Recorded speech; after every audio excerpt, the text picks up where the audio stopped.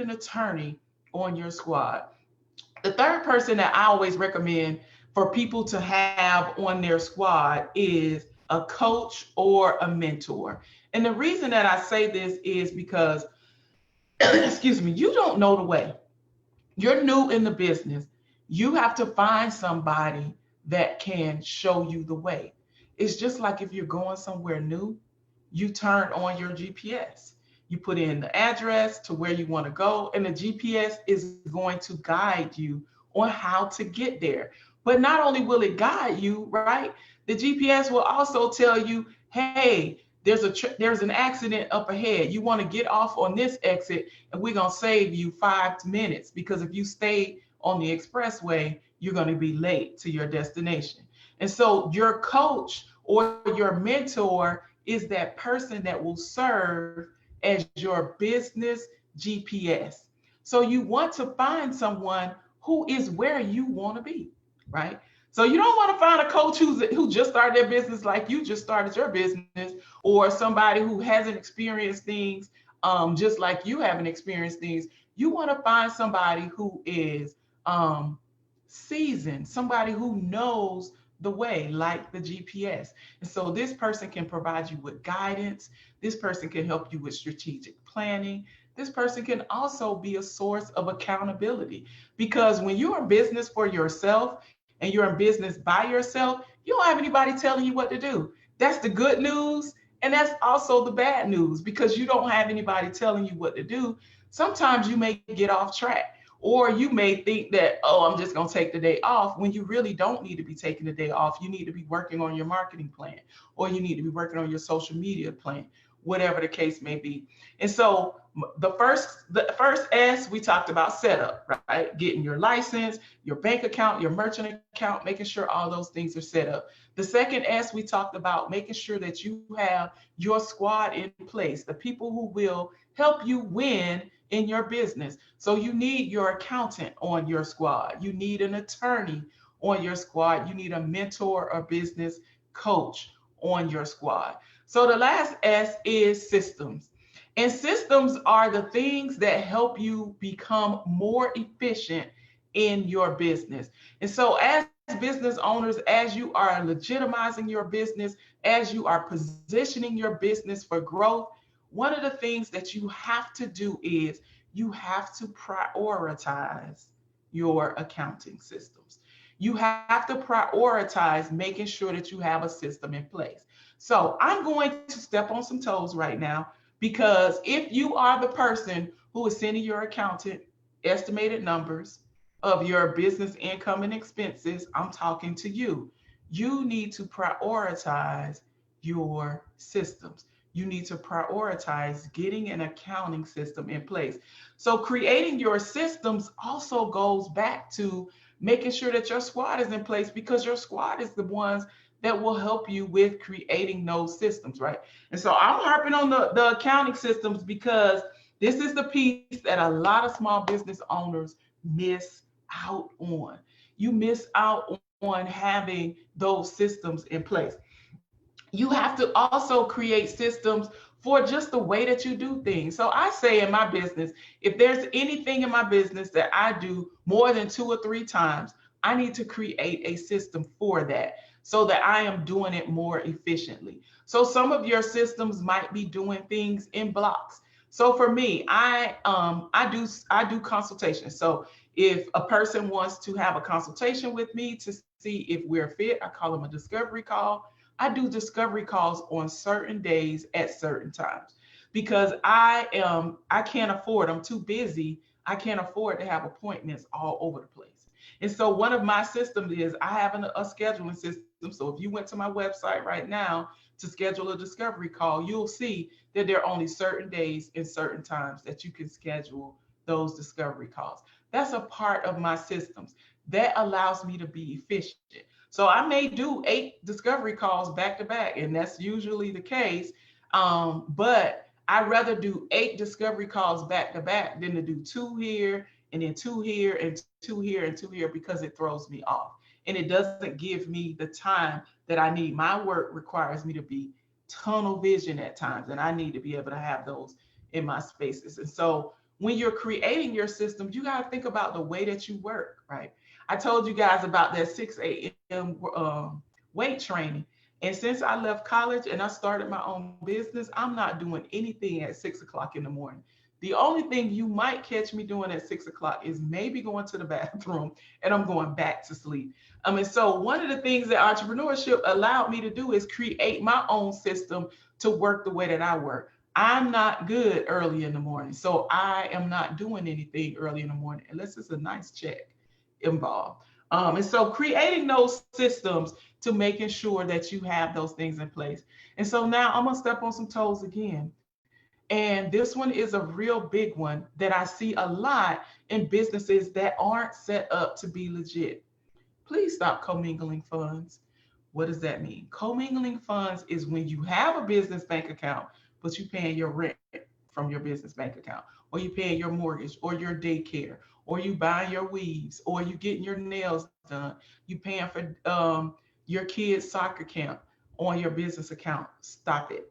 Stop it today. If that's you, don't just stop it today, right? So I need only business income going into that business account and only business expenses coming out of that business account. Because when you commingle funds, you do a couple of things. One, you don't look like a legitimate business. And so if you ever try to get a business loan or get somebody to invest in your loan in your business and they see that you're commingling funds, they're not going to take you serious. It's like, oh, you're just playing with this. This is a hustle. This is not something that you're trying to build. You're not trying to build an empire. You are hustling. So that's one of the reasons why you don't want to commingle funds. The second reason that you don't want to commingle funds is it makes your bookkeeping and accounting more difficult and sometimes more expensive because if your accountant has to go through your bank statements and say, is this business? Is this personal? That's a lot of back and forth and it's going to cost you more. It also affects your credibility because if you tell me that this Amazon purchase was personal, but this one is business, I have to wonder if you're actually telling the truth. The third reason why you don't want to commingle funds is it's a legal reason. It's called piercing the veil. And when you set up an LLC or you create an INC in your business, those entities give you liability protection. What that means is if something happens, somebody tries to sue you, somebody tries to go and they want to go after everything that you own. If you have an LLC, you have a protection. You have like a barrier, a wall in between you, right? And that protection allows you to them not to be able to touch your personal assets. So if they sued your business, they can't get your retirement fund, they can't get your house, they can't get your savings account. But when you commingle funds, you've pierced the veil and you lose that legal protection. And so if none of the other reasons that I gave you motivated you to stop commingling funds, I hope the last one does because that's the biggest thing, right? So we talked about the things that you need to do to get legit. So let's talk about some of the things that you want to do to grow. And then I am open to any questions that you might have. So if you have questions, go ahead and type them in the chat now. So once I get finished with this section, we can address your questions. So when you're talking about growing your business, one of the things that you have to do is you have to get to the point where you start strategic planning. And I love that I followed Susan because she talked about a lot of the things that a business owners need when you have to have that business plan. You have to have your financials in order if you want to get lenders, if you want to get investors. And strategic planning is the planning that, excuse me, let me wet my throat. This is the planning that has to happen to grow that business, right? So strategic planning talks about how do we want to increase our customer base? How much income do we want to make this year? And how will we do it? So if you say that you want to increase your income by $10,000 this year, what are the things that you're going to do to be able to do that? That's what strategic planning does. It helps you to put those things into place, right? You also you might say that I need to decrease my expenses this year as I am going through my business. I want to be more profitable in my business. And so strategic planning Kind of goes back to having those accounting systems, because when you have the accounting systems in place, you'll be able to see where you're spending your money, and you can see where you need to decrease spending or shift spending, right? So you might see, okay, I increased my marketing expenses, and when I increased my marketing, my income went up. So that's all a part of strategic planning. Then you also want to think about what is your community, what is going to be your community impact, right? Are you starting this business just for you, or are you starting this business to make a difference for someone else? And if you're starting this business to make a difference for someone else, what does that community impact look like? Does it mean that you will sponsor little league teams? Does it mean that you will create jobs for your community? Those are all things that you can't do if you don't legitimize your business, if you don't prioritize having systems and a squad in place. And so, what is your community impact? What is it that you do? One of the things that I do, I teach a lot, and I also teach at a college here in Atlanta. And one of the first assignments that I give my students, because they're all aspiring entrepreneurs, is I ask them to they have to answer this question: why do you want to be an entrepreneur? And I tell them that they need to spend a lot of time figuring out your why. Why do you want to be an entrepreneur? Because entrepreneurship is tough. It is hard. It is not easy. There are days when you're going to want to quit. But if you have a strong reason as to why you want to be an entrepreneur, on those days that you want to quit, you just revisit your why.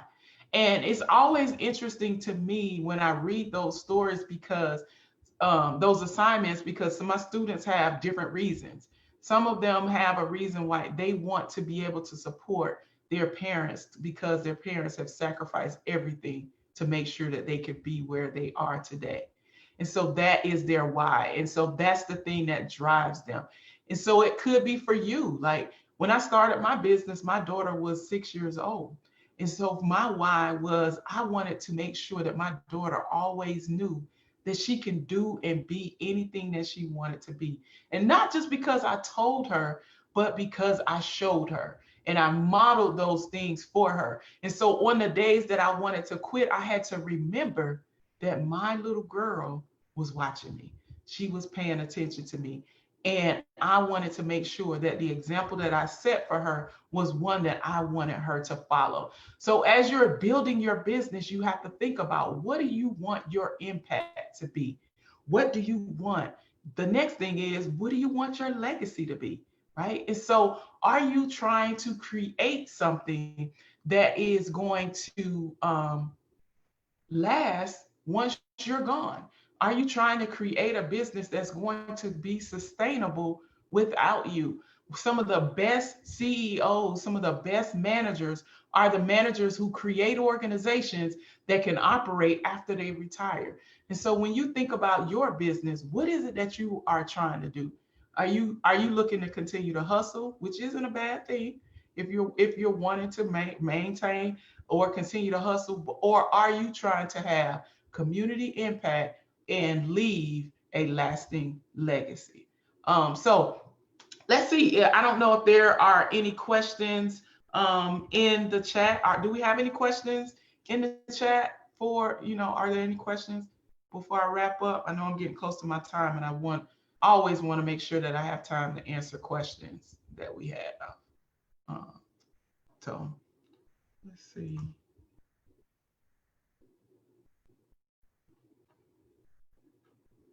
Okay, no questions. All right. So one of the last things that I wanted to leave you with as I wrap up this session is, I want to challenge you. I want to ask you to, after this session, after this expo, I want you to do some self-assessments, right? I would like for you to, check yourself. Did I step on your toes today? Right. So what are some of the things that you need to work on? Is it a part of your setup? Do you need to do some things to make sure that you're set up properly, right? Or is it your squad? Are you missing some key players on your team who can help you grow your business? Or is it in your systems? are you lacking the systems that you need to be able to grow, to expand, to be more efficient in your business, right? And so pick out those things that you are missing, right? And based on those things that you're missing, those are some of the things that you need to work on. Some of the things that you need to put on your list, like to say, I'm going to get better at doing this. And nobody is good at everything. And that's why we have to have a team. We have to have a squad to help us to be able to do that. So again, I hope that this information was helpful for you. If any of you are on Facebook, I would invite you to join my Facebook community. It's called the Efficient CEO Movement. And just search on Facebook.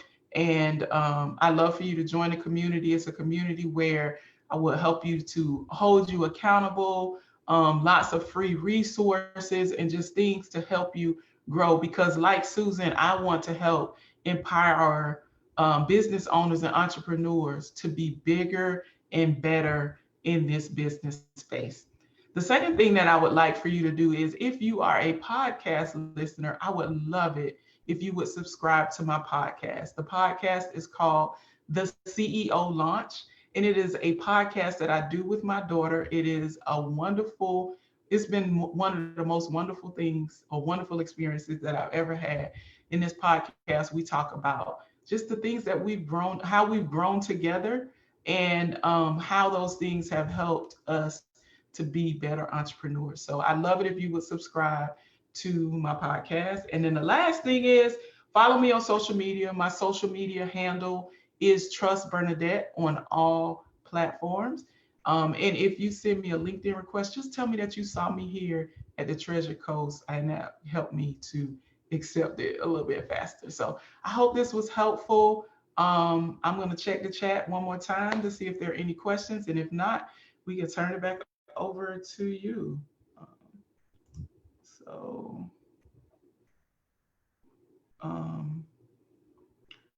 Do you coach network marketing as well?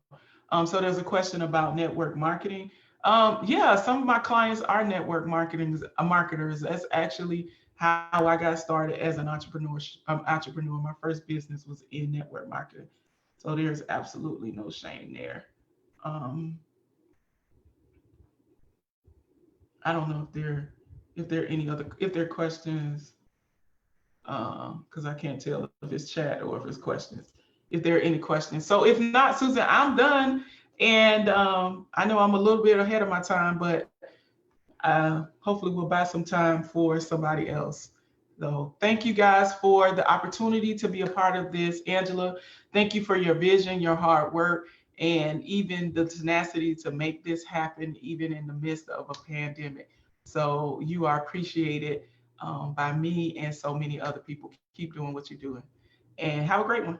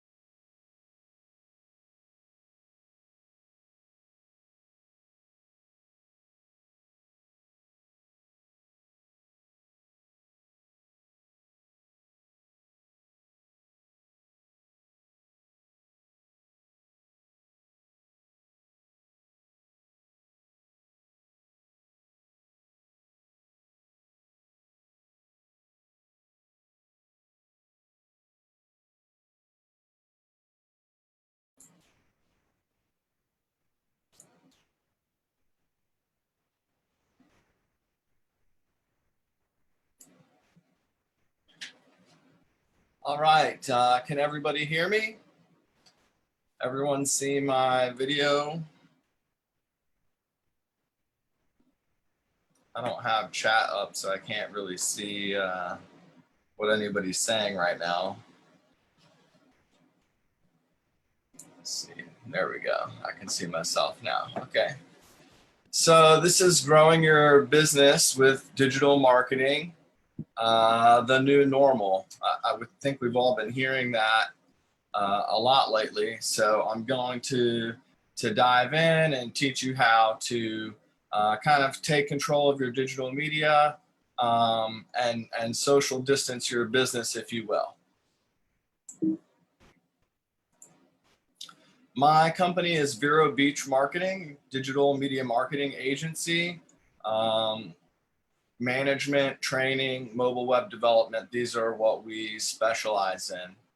I have a 12 plus class offering series from Facebook to Instagram to e-commerce. All this information is available on our website, verobeachmarketing.com. I have 25 years digital media experience, and I've advertised in 45 different categories and worked with 1,500 brands, 40 million ad spend managed lifetime, and I've generated 75 million plus in growth from those spends. So I have a pretty good track record managing money. And what does that mean?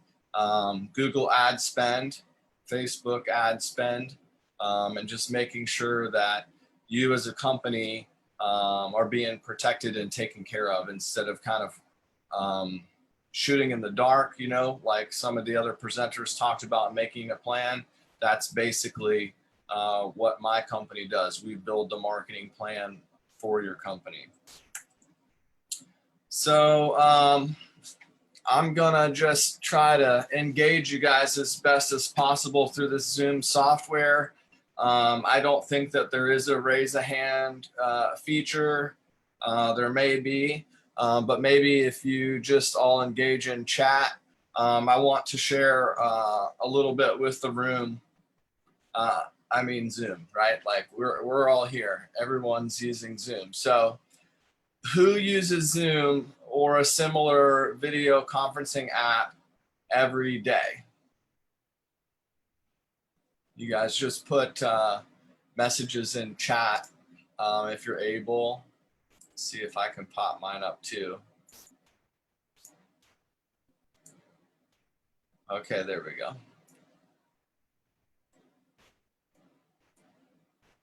And then who uses Instagram every day? How many of you are using Instagram to market your business?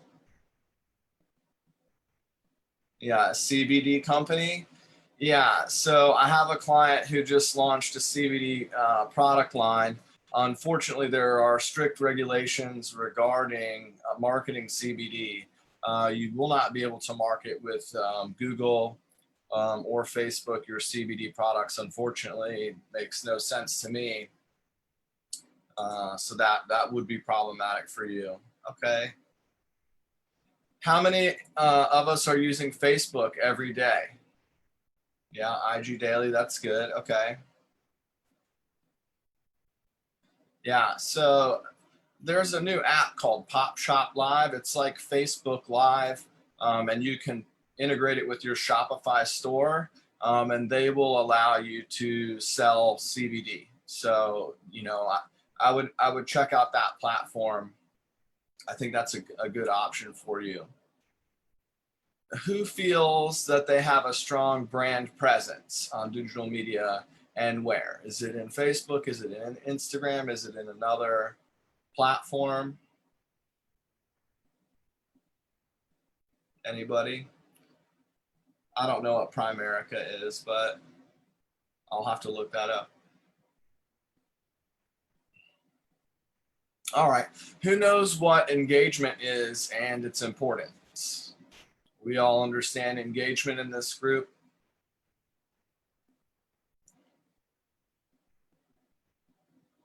Right, yeah, so you want to work on building your presence. And that's not abnormal. Digital media is very complicated.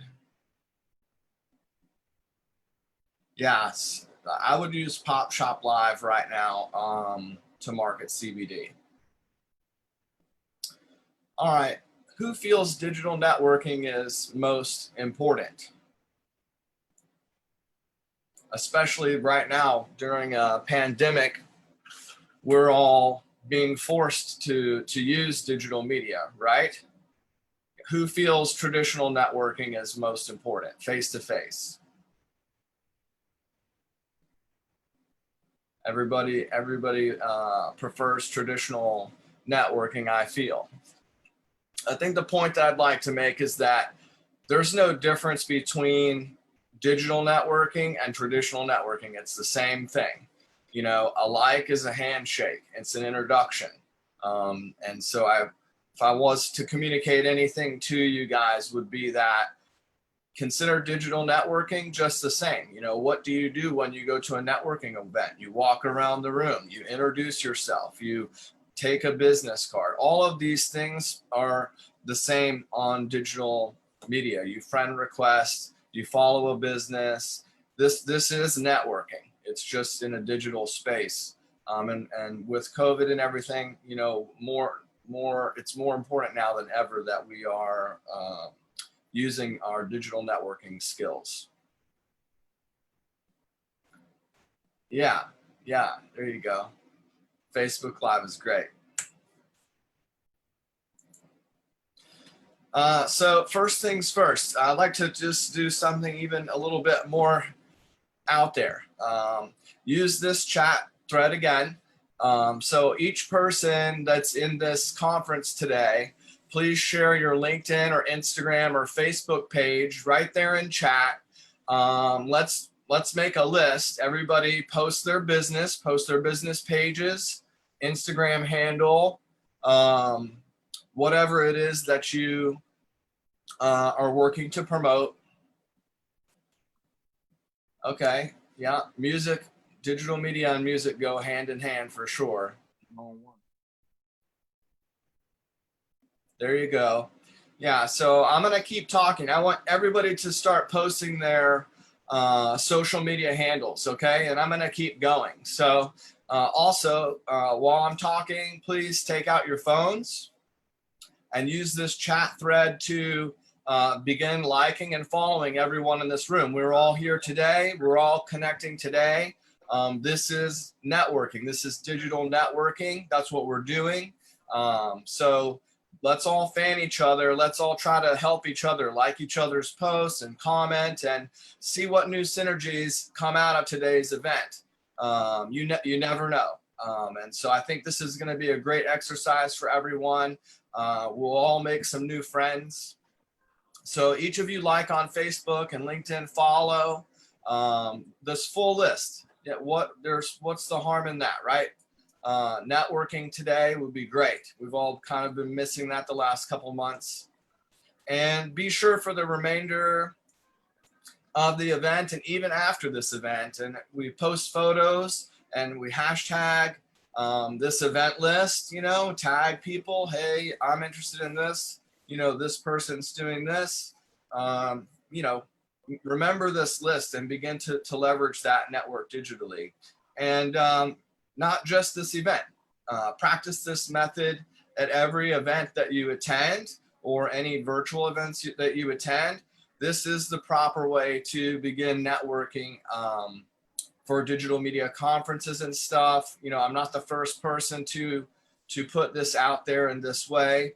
It's highly encouraged at all of the digital marketing events that I've ever attended. So I'm taking a page out of their book and teaching to you guys as well. I was going to try to make a list of everybody's, but it's going to be a little difficult for me to do that with the chat and the way that this presentation functions. So please, everybody, keep posting in that chat there. Everyone's doing a good job. I see you can just copy and paste, and then, you know, again, get your phones out and start following everyone. And I'll keep on with the presentation. So virtual meetings, wow, they're so important. Today, this is a virtual meeting. Everyone's heard of Zoom, or we're using Zoom. It's basically the most important app right now. It pretty much saved all businesses from an entire collapse, in my opinion. It's allowed all of us to work from home, have meetings and continue our client relationships, and have even face-to-face. To me, like, I feel like it does give me that value. This is not new technology. I mean, this video conferencing technology has been around for at least a decade, if not longer.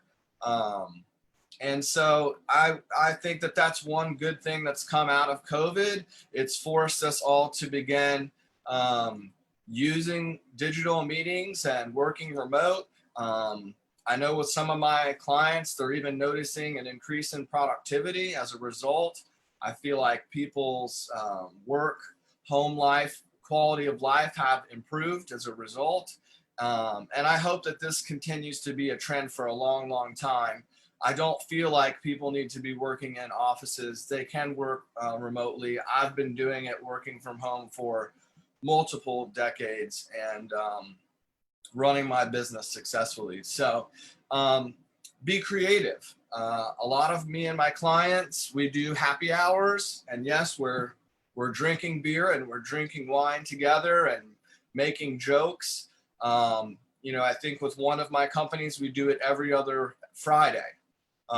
So I would definitely suggest kind of stepping outside of just a meeting and doing something new.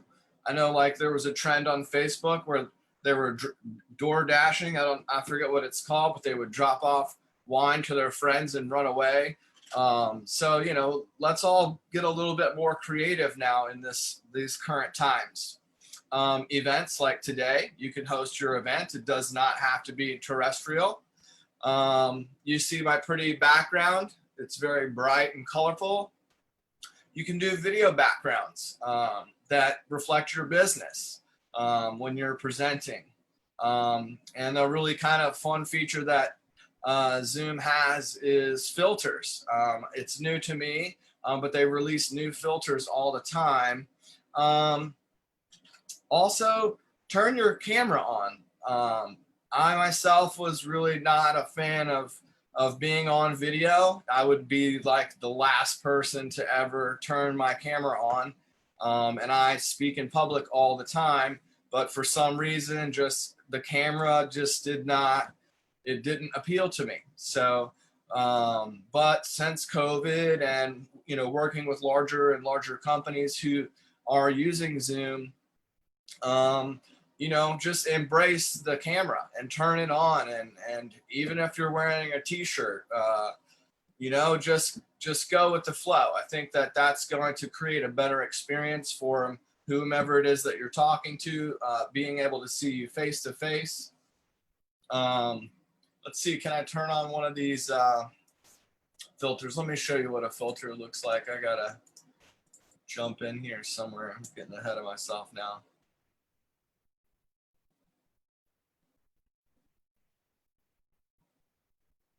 I used Adobe Stock to build that background. Yep. Yeah, I have an account. Any stock photography account would work.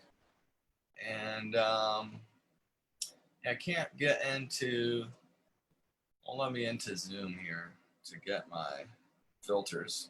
Anyway, filters, like, you could put like a pair of cool sunglasses on, or goggles. They even have face masks, just funny stuff, kind of like what you see on some of the social media apps. It's just a kind of a way to break the ice sometimes, or make the experience just a little bit funny or goofy. We don't need to be so serious all the time. So the filters they're pretty neat. Other options for video chat conferencing are Skype, Google Hangouts, Facebook Messenger, the old school GoToMeeting, WebEx, and there's a newer one that's also pretty popular called Blue Jeans, and there's many, many, many more. But these are just a few examples. Pretty much everybody's using Zoom, but not everybody. So it does help to have Skype and Hangouts and all this stuff kind of set up on your computer so that you can really connect with anybody and whatever they're using. I have some clients who prefer Skype. I have some clients that prefer, and even it's a private app with security called Signal. So it has extra security. It's completely private. So some clients, legal matters and stuff like that. Yeah, StreamYard. Okay, not heard of that one. Up to 10 people. That's good. So there you go. There's options out there. Try to make yourself flexible with all these different options. So now we're going to move into some social media talking because that is what needs to be done during these times. We should all be building audiences and getting followers, no matter what your business is. Instagram is probably the most important platform for very many businesses. So that's why that will be first here in this list, especially if you're dealing with food. Okay, your preferred option for live. That's good. Okay. Yeah, so StreamYard is something I'll have to check out. With Instagram, you need to have a content schedule, and just so everybody knows, my go-to explanation of what marketing is consistency over time. Turning your ads on, turning them off, turning them on, turning them off. That is not going to be good for your business. You need to pick a budget that you can stick to, and you need to be consistent with that. And similarly, with your content schedule, you need to be consistent with your content schedule. Posting like the same types of posts. Bocce is an Italian restaurant here in Vero Beach. It's wonderful food. I suggested to them to create an Italian word of the day or of the week, whatever their content schedule is. And people come up with, Manic Mondays and where are my Wednesdays and Throwback Thursdays. And so you can participate and make that a part of your content schedule as well. You need unique and fun content. We just talked about stock photography. Yeah, it's really not going to help you posting stock photography. Most people can pretty much figure out that it's a stock photo. So get out your camera and start taking pictures. Take a picture of your office door. Take a picture of your desk. Take a picture of wall art in your office. Take a picture of your lunch when you go out to a lunch meeting. Be fun and engaging and teach your followers something new. It doesn't always have to be just about work. Post, like, and comment with hashtags. Instagram is a hashtag platform.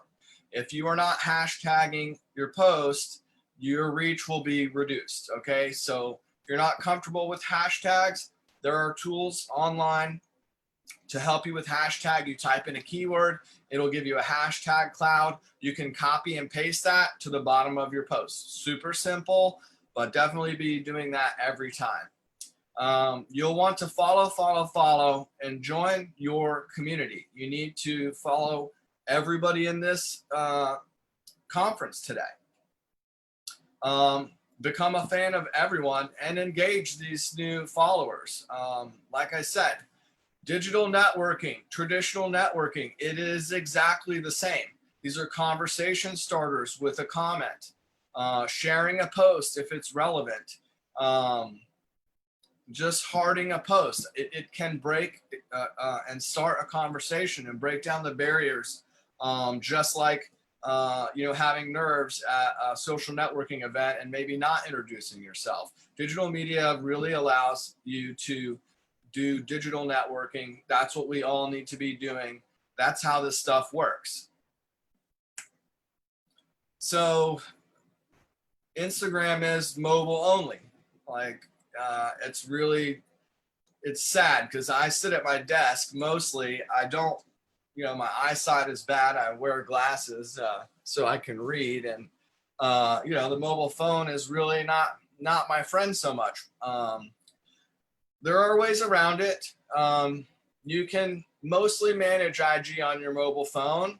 You need to take photos using the phone, not always with a camera, even though they produce a higher quality image.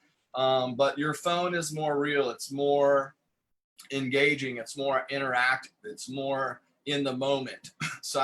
So use your cell phone camera a lot. Just take pictures of random things all the time, and you never know when something might kind of be useful to you. You know, scroll through your camera roll and see what is there. Pretty much, you can use your digital camera and then email the image to yourself so you can get it onto your phone. An app that I use, I mean daily, like multiple times daily, is canva.com. It's free. If you're not using Canva, you know, I don't see how you can possibly manage your Instagram page without it. Like, I don't think it's even possible. So you're going to definitely want to get on Canva. If you're not, you can use Canva on desktop or mobile. It's a little bit more limited on mobile. A lot of times I'll build my images on the desktop, but then I just download it from my phone to post on Instagram. Some image optimization tips, touch up software apps on the next screen. I have a huge list. You guys can take a picture. If anybody wants this presentation at the end, just you can email me. I'll put my email in here so you can get that.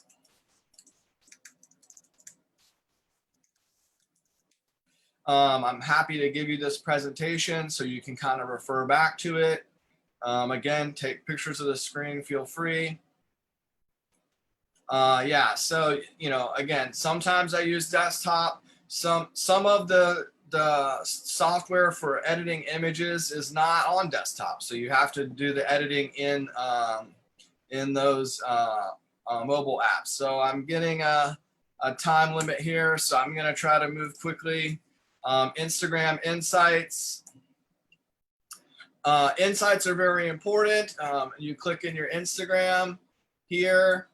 Up at the top, the hamburger insights, you can see all of your statistics by week. It's not complicated. It looks complicated. Just familiarize yourself with it. Apps to assist you with Instagram will be Repost, Layout, Pick Stitch, Boomerang, Hyperlapse, Canva again, and Buffer. These apps are going to help you. You can kind of see how photo retouching it makes the color pop. These are going to help your presentation in your feed look much better and make someone spend more time with your content. Here's another list if you guys want to go ahead and take a picture of this. iPhone live photos is very important because if you get somebody blinking, you can edit the timeline on the live photo and get their eyes open. A lot of times, you know, with kids and stuff. So I use live photos on my iPhone all the time. Just take a picture of this. These are all of the apps that I'm using on a regular basis. Facebook. Yeah, Instagram is the top, but that doesn't mean that necessarily that's the best for your business. Facebook is very, very relevant. Okay. All right, no problem. So, you know, again, with groups, getting involved in different groups, events, always build events for stuff and mark that you're interested or that you're going. Brand pages, they're very important. Join a community, fan everyone. Again, digital networking is traditional networking. It's the same thing. We talked about content schedule, what your post objective is. You guys really need to find out. Don't just post stuff. What are you trying to do? Is it a notification, an announcement? And is it an event? Is it a question? Is it engaging? Is it third-party ad? Is it your core content?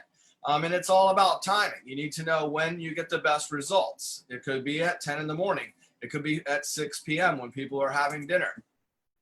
The types of posts. This is very important. What type of post is going to yield the results? Is it a video post? Is it a photo? Is it a text-only post? Pretty much if you're only doing text only, that is a no-no. So there's really never an option for doing a text only post. Facebook has insights just like Instagram. It looks really complicated, but it's very important. You need to look and understand. This will tell you what times of days. You can also watch your competitors and you can see how you stack up to them, okay? Vero Vine's competitor is VeroBeach.com. That's 100% a fact. I watch what they do. Sometimes I look at competitors in other cities to see what they're doing. Sometimes the post that they share, you can share that same post and get those same results. Or they give you an idea so you can monitor your competitors in other cities, right? They're not really directly a competitor, but if it's a hair salon in California, you know, they may have a bigger budget and are spending money on a marketing company, and you can benefit from following and watching them. Linking accounts. This is extremely important for reducing the amount of time it takes to do social media. You can't link all kinds of accounts, but you can link Instagram to Facebook. Means when you post to Instagram, it goes to Facebook. When you post to Instagram, it goes to Twitter. When you post to Instagram, it goes to Tumblr. This is allowing you to update 4 social media accounts with 1 post. So making these connections is super important. It's not always the best, but if you have little time like I do, most of you probably don't have very much time for social media. Linking accounts is a way for you to be able to step up your social media publishing game. The follower life cycle, probably one of the most important things that I could teach you today. Many people don't even understand what this is. This is something that I've developed to help illustrate what's going on with social media. They're new. They liked you and they're checking out your brand. There's very little engagement. Next, they're on the fence. They're tired of your posts. They've started customizing their feed. They've maybe removed you or limited you. They're liking, or they're active. They're liking, they're commenting, even sharing your brand. And it's a honeymoon right now, okay? Next, they've hidden you. They're still your fan, but they're not seeing your posts. And you have no way of knowing this. Just a good measurement or statistic, 10% of your fans are seeing your posts. Unless you pay. That's where the advertising comes in. You can get to all of your fans through advertising. Always, they love you. They'll never leave. This is one of your top influencers. You want to try to learn how to reward them. Always thank them. Give them a prize. Give them a Starbucks gift card. It's like your mom and your dad, right? Those are your top influencers on your Facebook page. Okay. I'm running out of time here. Like, comment, and engage. Don't turn your back on your fans. You got tagged for a reason. So likes and comments are a must. If it's relevant, you share it.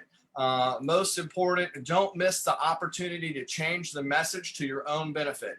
Hey, Susie, are you going to such and such event?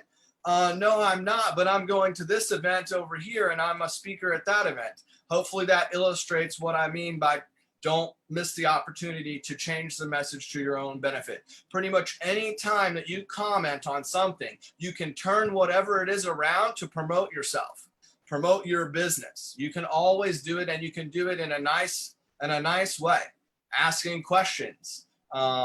This is very, very, very important. That's the end of the presentation. Sorry, I rushed through that towards the end there. My name is Stacy Cook. My company is Vero Beach Marketing. I do management. I do training. I build awesome websites. I'll post my most recent website I developed for AccuWeather in here so everyone can preview. And I hope you guys enjoy the rest of the Expo. I think this is a really great opportunity for everyone. And I hope everyone enjoyed the presentation. Please email me, please call me. Happy to do a consult to see if maybe we can work together. Again, Stacy Cook. I'll see you guys around.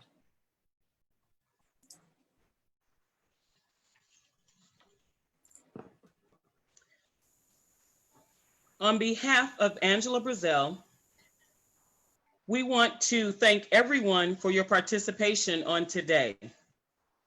Angela is the founder of Treasure Coast Minority Business Expo. Thank you to all the presenters, the speakers who gave your time and expertise. In addition, a special thanks to the community partners that aided in making this event possible. The Economic Development Council of St. Lucie County, Florida, Center State and South State Banks, ACCH Insurance Agency, Facey Realty Group, Allegany Fransciscan Ministries, My Cartoon Imagination, CED Home Inspections, Be Exquisite Event Planning, AABBTreasureCoast.com, and Alston Group. Lastly, thanks to the several hundred business owners and professionals who RSVP'd to attend the 2020 virtual edition of the 4th Annual Treasure Coast Minority Business Expo. Remember, let your passion push you. Coming up next will be our speakers after this video reel of our presenters.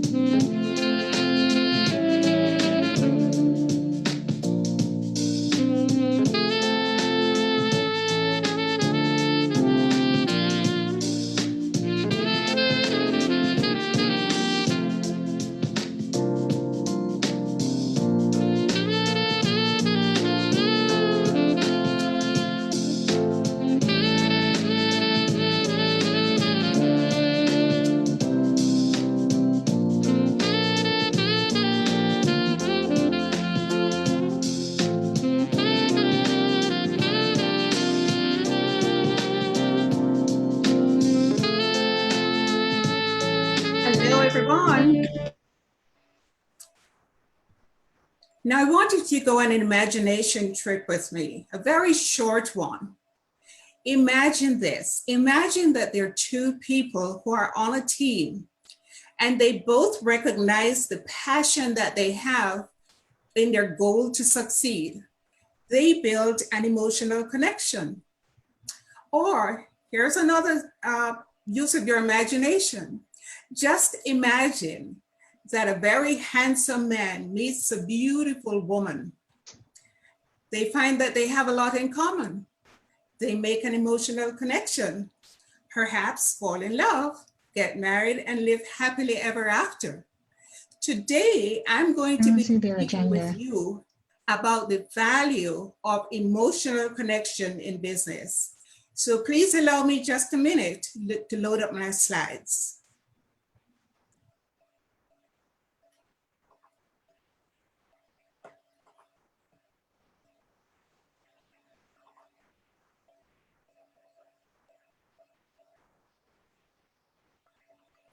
There we go. And to introduce myself, I am Yvonne A. Jones. I'm a relationship marketing strategist. Give me 1 minute, please. Let me put on my slide view. I won't start at it. I'm a relationship marketing strategist, and what I do, I show business owners how to optimize profit so that they work with customers they love because of the great customer experience that they're going to deliver, they retain their customers and they have fun in their business. Because if you're not having fun in your business, what's the point? So let's go ahead and get started now. So my topic is all about the emotional connection. And if I have time at the end, I'd like to do a Q&A. I suspect we might be running out of time. But at the outset, I encourage you to visualize a platonic relationship and a romantic relationship. And now we're going to focus on the business relationship as far as it affects the emotional connection. And in my presentation today, we are going to be, the title of it is actually The Emotional Connection, 5 Customer Service Strategies to Elevate the Customer Experience.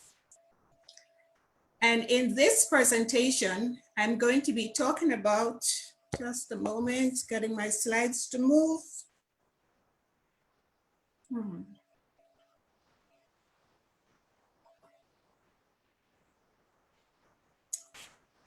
Okay. All right, in this presentation, we will cover why the emotional connection is vital to the customer experience, how to create meaningful connections, and 5 strategies to elevate the customer experience. Now, in 2015, Harvard Business Review did an in-depth research, and what they found was quite startling regarding the emotional connection and the relationship with customers. And in this quote that is here, I'll just quote a portion of what they discovered. It's pretty significant. The quote actually says, on a lifetime value basis, emotionally connected customers are more than twice as valuable as highly satisfied customers. These emotionally connected customers buy more of your products and services. They visit you more often. They exhibit less price sensitivity. They pay more attention to your communication, follow your advice, isn't that what we want? And recommend you more. Everything you hope their experience with you will cause them to do. That was pretty startling because up to that point, there was not a really recognized effect or correlation between the emotional connection, customer service, customer retention, and the whole client experience. The point of this is very, very important in our day, because while that was done 5 years ago, it's even more important in today's digital age and economy for us to build that emotional connection. The reality is, my slides are sticking again, so just give me a moment, please. Okay, the reality is that until your customers or clients are connected with you emotionally, you do not have a loyal customer, and loyal customers are what we want, right? Now, Maya Angelou said something that is so very important to the whole business of customer relationship. And she said, I've learned that people will forget what you said. People will forget what you did, but people will never forget how you made them feel.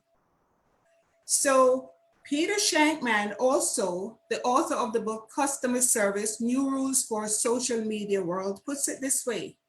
You want to make your customers feel like rock stars from the moment they get connected with your business. So you notice that there is a trend here, is feeling, and feeling is so very important in the attachment that our customers are going to have with us. Now, let me pause here for a moment and mention that you may call your customers clients, you may call them insureds, patients, students, but for simplicity, I'm using the term customers to encompass everything. Now, I was just talking about feeling, that it is so important. Now, you know, you may have heard that women feel, men think. I want you to disregard that when it comes to the relationship between you and your customers, because men feel as much. They want to know just as much as women, your female customers, that they are important to your business. And every one of us who are business owners, we want satisfied customers. But did you know that in today's economy, it's not enough for your customers to be satisfied?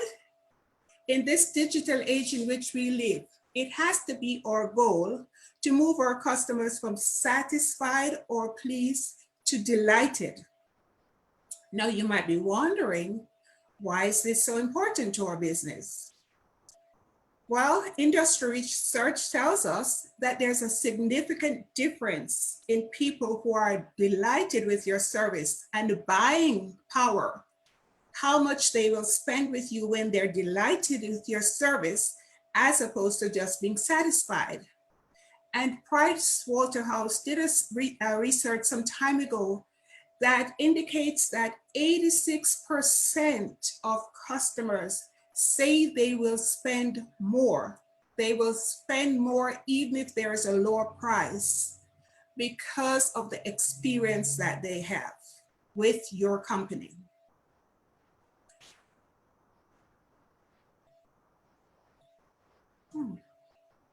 I wonder why this is happening with my slides. I'm so sorry, I apologize for this. They're just not moving as fast as I would like them to move. Because I want to show you a graphic, and I'll talk through this for a minute. I'm coming up with a graphic that shows, just a minute. Okay, we touch on that. Here's a holistic customer life cycle model. Now, what you're looking at, it's the cycle that your customers should go through. First, there's the attract phase, then there's the motivate, and then there's the delight. But you notice that in the middle of all of that is engagement. And so the engagement is in the hub, as it were, and everything else revolves around that. So let's explore this together. Now, in the attraction phase, that's essentially what each one of us want to do. It is so much easier to attract than to chase. And of course, there are many different inbound marketing strategies that you can employ in your business that will attract your customers to you. But this is not a time that I can share that with you.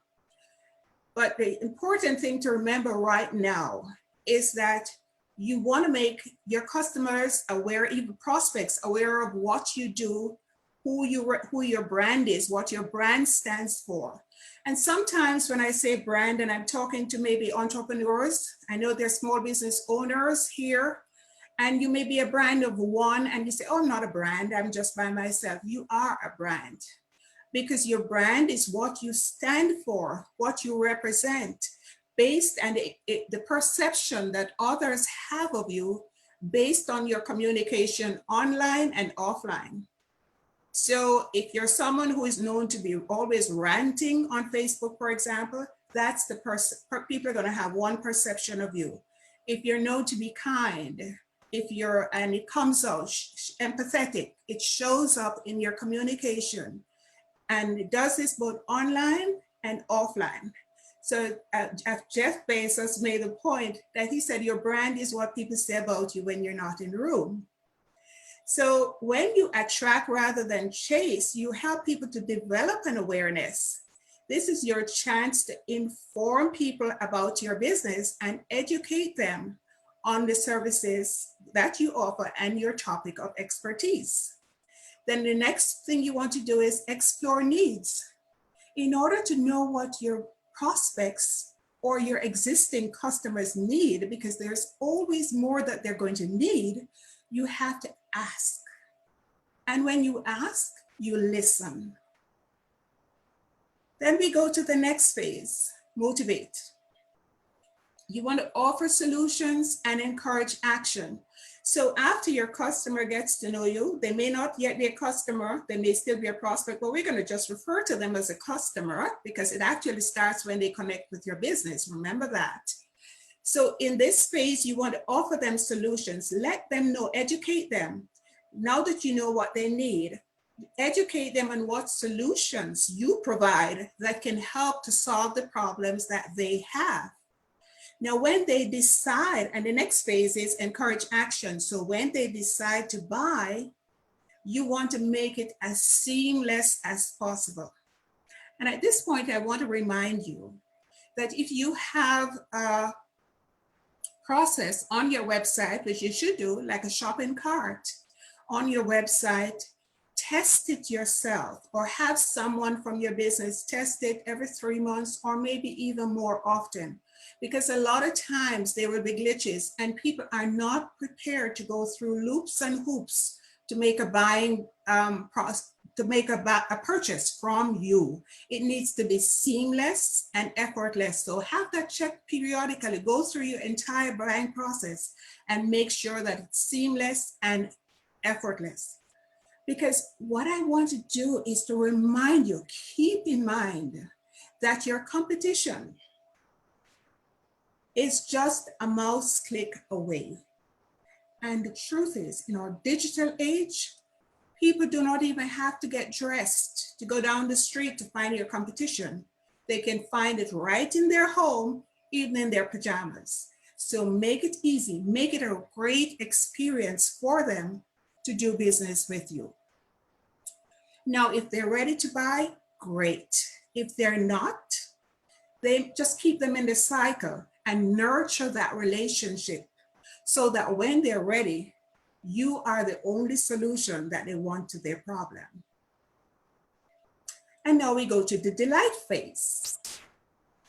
You want to support your customers, deliver first-class, extraordinary customer support, which helps you to retain your customers, gets you repeat business, and sets you apart from the competition.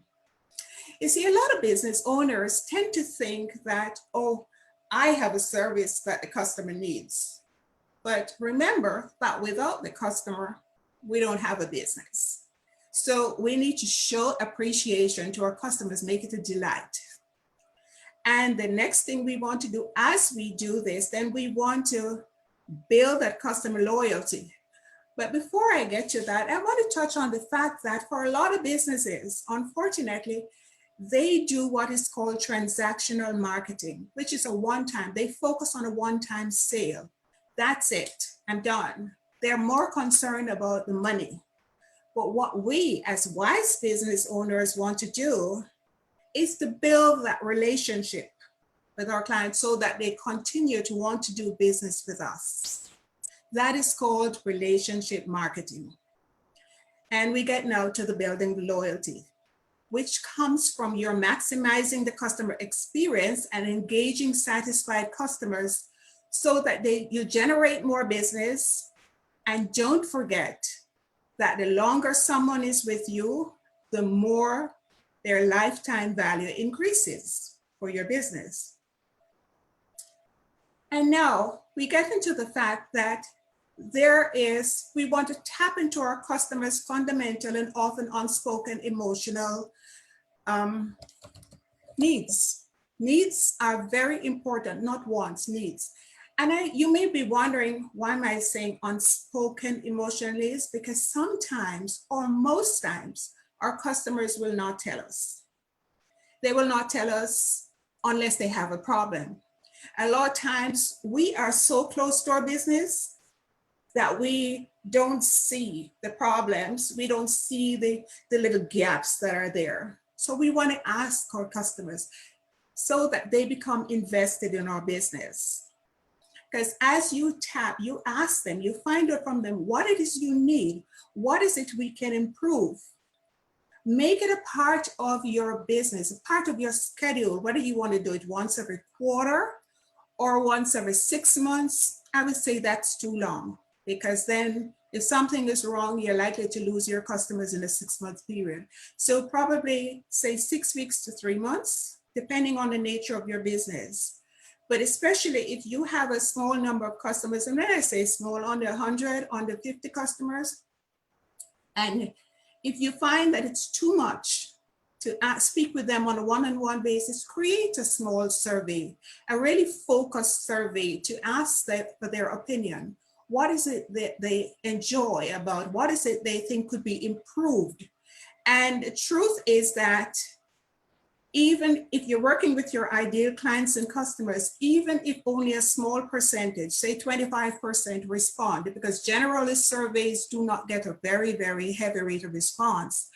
But even if only a small portion respond, then this will give you a picture of what it is your ideal clients, what is bothering your client, where are they finding loops in your business, gaps in your business, where could you improve? Because the reality is, as business owners, we think we're doing great and our customers think otherwise. So ask, and when you ask, listen. Then act, if necessary, on their feedback. And when you act, you let them know that you have done this, that you appreciate their feedback. This allows your customer to feel valued. They feel vested in your business. So now, if you haven't yet, grab a pen and paper, because we're now going to be focusing on the 5 specific strategies that you can employ. The first one is empathetic, memorable conversations. And empathy is walking in somebody else's shoes, right? You put yourself in somebody else's place.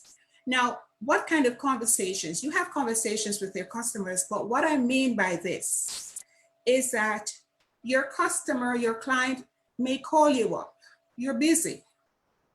And you really don't have time because you don't have an appointment. They don't have an appointment with you, but you sense that there's something that they want to talk with you about. Listen, 9 out of 10 times, they don't expect you to solve their problem. They just want to have someone they can talk with, someone who will listen empathetically.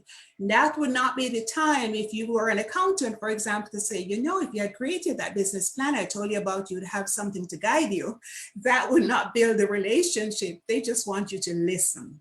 Imagine how that customer walks away feel. They become your walking ad because you are the best person in the world because you took the time to listen.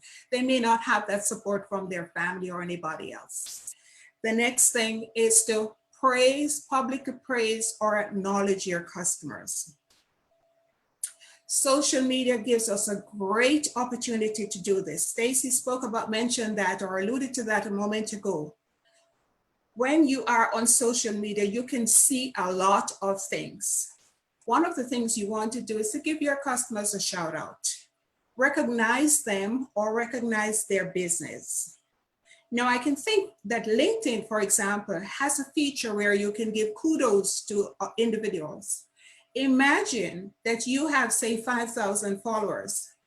And your customer gets a notification from LinkedIn that their name was mentioned. Imagine how they feel when they open their LinkedIn account and they see that you gave them kudos, you shared their business, you talked about them and shared this with your 5,000 followers. Imagine what that does for the relationship between you and your customer.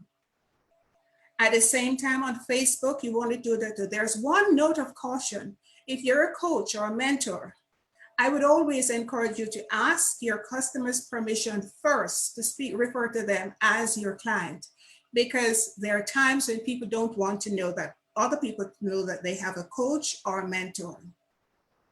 If you have a newsletter, mention them or their business in your email newsletter or in your offline newsletter. The next thing, 2 simple words.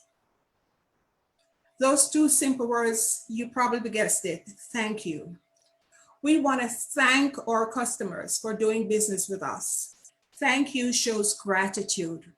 And a very simple way that we can show gratitude that is often overlooked is simply sending a handwritten card. People's mail is filled with junk and bills, and when they get a handwritten card from you, that makes such a difference. They put that on the board in their office, on the refrigerator, but it just wells their heart because it tells them you see them more than a $sign. You see them as a person that you truly appreciate. And I like to send what I call unexpected cards. It's not a significant day in their life, but they get a card nonetheless. And here's a tip. When you send cards to businesses, like B2B cards, try to avoid sending them on the big holidays, because honestly, hardly anybody notices them. When I worked in corporate America, I saw this time and time again. People would send cards, they stack them together, or they put them on the board. Nobody really pays attention. So find offbeat holidays to send a card to a colleague, to an influencer, to someone, but just send a thank you card. Now, as a business person, if you want to up the wow factor, then when you have a new customer, you send them a thank you card. What if you make that a part of your business? You send a new customer thank you card, and to increase that wow factor, you could include a code that they can get a percentage off on their next purchase. Imagine that wow effect that it will have. Then we move to the next strategy, and that is showing personal interest. Social media, again, I mentioned, allows you to find out a lot about what's going on in the lives of people. And if you find that someone is having a challenging situation, one of your clients, one of your customers is having a challenging situation, or they could have a medical situation, or someone in their family is, because I find this out a lot of times when I'm on social media, someone's family member went to the hospital, or sadly, sometimes they die. Seize opportunities like this to cement that relationship by sending a handwritten card. Depending on your customer, on the level, you may decide to send a plant or a bouquet and follow with a phone call. I usually say avoid phone calls at the beginning because people are so overwhelmed that they might not appreciate a phone call then and there. Then the last thing is to be willing to go the extra mile. Avoid being so concerned about the bottom line that you only do what you're paid to do. I love this quote from Gary Ryan Blair, and he said, "Going the extra mile is one true way to add significant, lasting, and memorable value to your customers, and could very well be your most important competitive strength."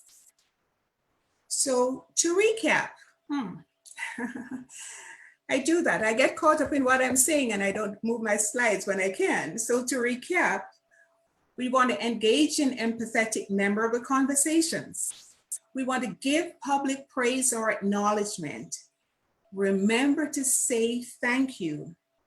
Show personal interest and go the extra mile. We can't go wrong with doing any of these things. So when you remember that a customer-centered mindset plus customer service strategies equals loyal customers and brand advocates who stay with you year after year, then you never ever want to avoid doing any of these things. Now, now my slides are going too fast. I want to thank you for watching this presentation.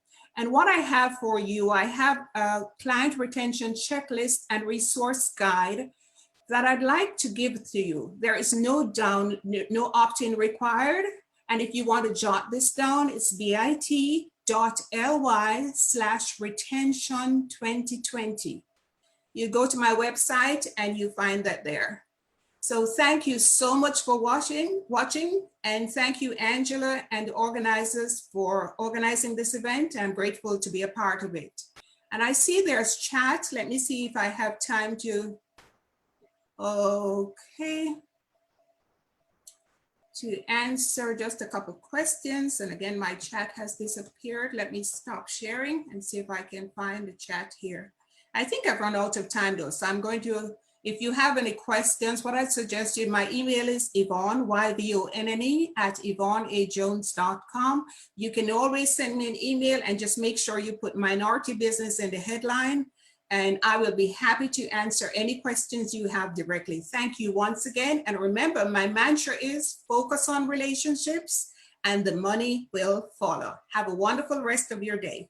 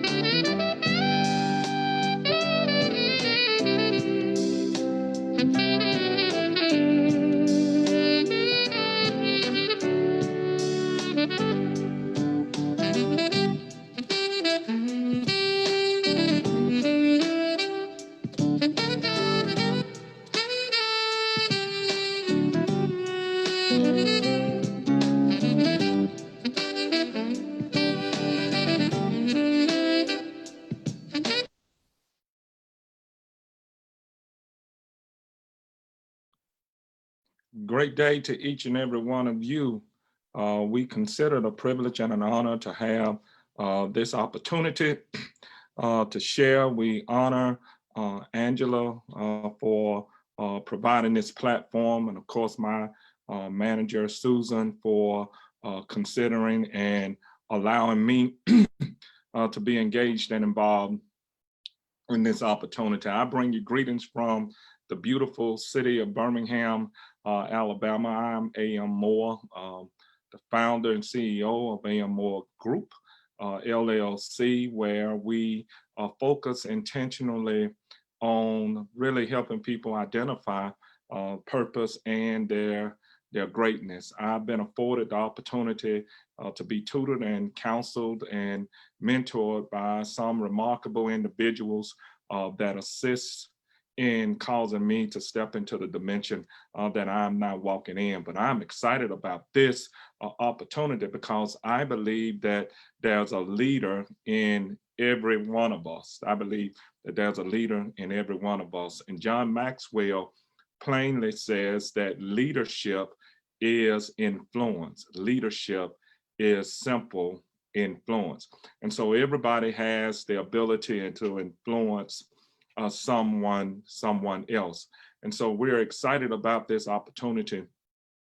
And as my presentation now is being loaded and pulled up, I emphasize modeling what you want to see multiplied, simply modeling what you want to see multiplied. If you want to see it, model it before others. And so we're dealing with the concept of 200% more. It is the great leader in the person of Eric Thomas, the #1 motivational speaker in the world. And he talks about the fascinating drag of the one percenters. The one percenters are those individuals that do those things that others don't do. And he has a facet or phase of his organization called the 120, the 120, give 120%. And so taking a step out of that page, I began to brand and see the importance of if 100% is what everybody is striving to do. He says 120%.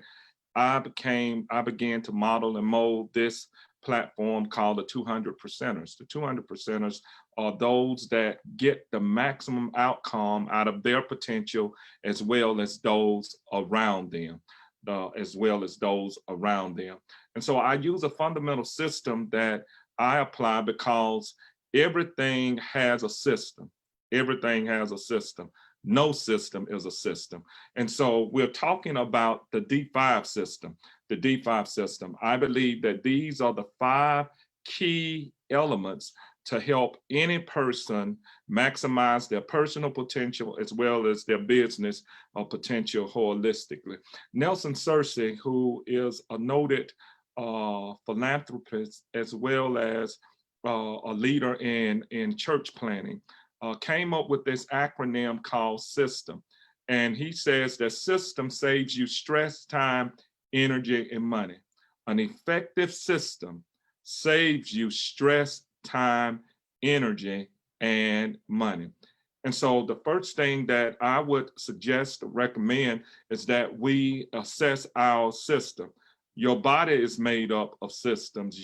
The world in which we exist in is made up of systems. And so everything operates off of a system. And so the D5 system is my system of operating. And so one of the things that I learned and I gleaned from that I thought would be applicable and very, very user-friendly is once we begin to tap into the system, the next phase of moving forward, after we analyze and assess the system, we got to know what type of system do we have? Do we have a good system? Or do we have a bad system? Okay, so better than average results. Good system. Maximum results. Good system. Bad systems is dealing with people that are not getting the best out of their business. Frustration, aggravation, agitation. So bad system. So now what type of system are we operating with? And this pandemic in my observation, has given us a great opportunity to make modifications and changes to even operate our system better. So as we move forward, the next thing that I want to emphasize to you is the importance of understanding you got to prove it, perfect it, and then present it. Prove that it works, perfect the working of it, then present it. Okay, there are so many people that I've come in contact with that's trying to present, but they hadn't proven and they hadn't perfected it before they present it. And so prove that your concept, your idea, or your leadership style, prove that it works. Perfect the working of it and then present it. And so as I understood that and I began to shape my life, shape those around me in that particular vein or thought, the next phase is we move into understanding the first principle or the first area is discipline. Discipline, discipline, discipline, discipline. What does that look like? Discipline is enforced obedience to do what is necessary even when it's difficult. Every successful organization that has been able to sustain any level of achievement of accomplishment is because they operate off of some level of discipline. Discipline, discipline, enforced obedience to do what is necessary even when it's difficult. How much time, energy, and effort are you investing in sustaining the particular entity that you're leading?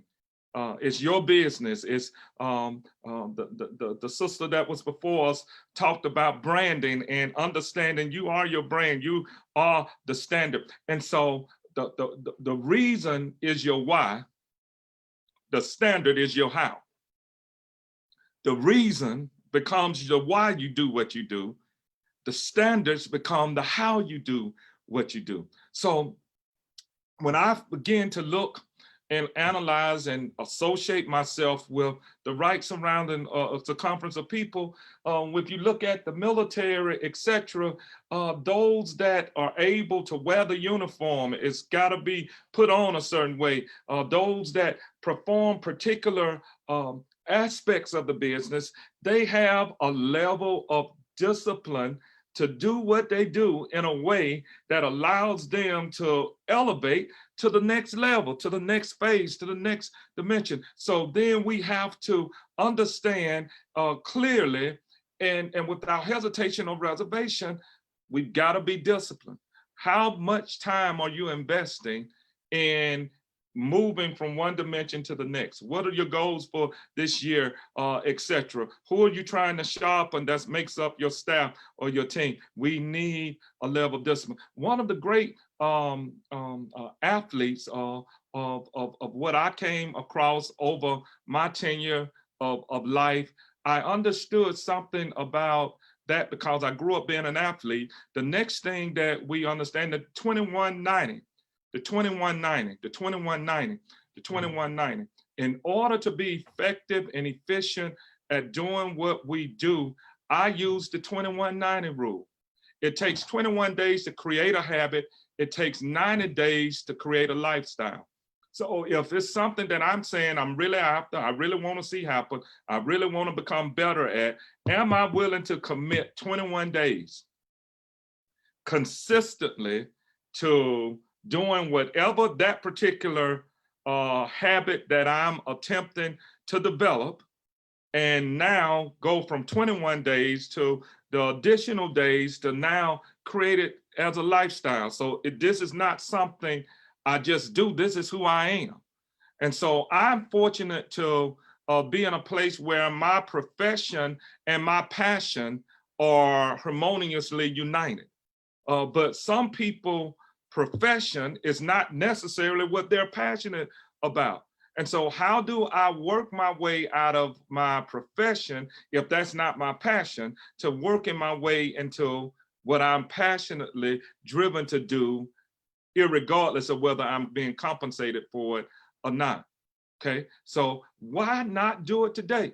Why not do it today? So the 2190 rule. But then this athlete that mesmerized me by the name of Jerry Rice, for a number of years, Jerry was at the top of the NFL game. Top of the NFL game, Hall of Famer, came from a HBCU, historically Black colleges and universities, Mississippi State University, phenomenal athlete. But what I found out, it wasn't what he was doing on the field, it was what he was doing off the field that allowed him to be exceptional on the field. So my private preparation will often be seen in my public demonstration. How prepared am I? Prove it, perfect it, and present it. And what I found out in doing a study on Jerry Rice is that he took no days off. Even on vacation, he regimented something within his vacation time where he was preparing for the upcoming season. So in the off season, he worked just as hard as he did during the regular season. Out of a 52-week year, Jerry Rice only took 2 weeks off. So 50 weeks out of 52 weeks in a year, he was proving, perfecting for his presentation. And so this is the question: if we're going to be exceptional and our businesses are going to be great, because I believe that quality determines quantity. I believe that quality determines quantity. So Jerry was disciplined. He prepared himself. Are you preparing yourself? I believe that before you get there, you ought to be ready, not when you get there. So it requires discipline. And so I have to be disciplined in my thoughts. I have to be disciplined in my association. I have to be disciplined in my eating regimen. I have to be disciplined in my preparation. Discipline. Goals cannot be achieved without enforced obedience. So now I got to do what is necessary, sacrifice now, enjoy later. Sacrifice now to enjoy later. It was the great poet Longfellow, and he says, the heights of men obtained and kept was not by sudden plight, but while their enemies were asleep, they toiled upward through the night. We've got to do what others aren't doing to get what others won't be able to achieve. And so when I thought about it, the first thing, we have to have discipline, okay? What area do you need discipline in? Is it your reading? Is it your research? Is it your relationships? People that fit in the parameter of what you're trying to get achieved. But the second thing I wanted to bring to the forefront is not only must we be disciplined, what I found out in maintaining the level of success that we've been able to have over 20 years of pastoral ministry and in my personal business is diet. Diet. And I know that some people look at dieting in a negative connotation, but dieting from me takes on a whole different perspective, because what it fundamentally emphasizes and brings to the forefront from my perspective, when I think about dieting, dieting is a regimented way of living that causes me to die to whatever's detrimental to my spirit, my soul, and my body. Dieting.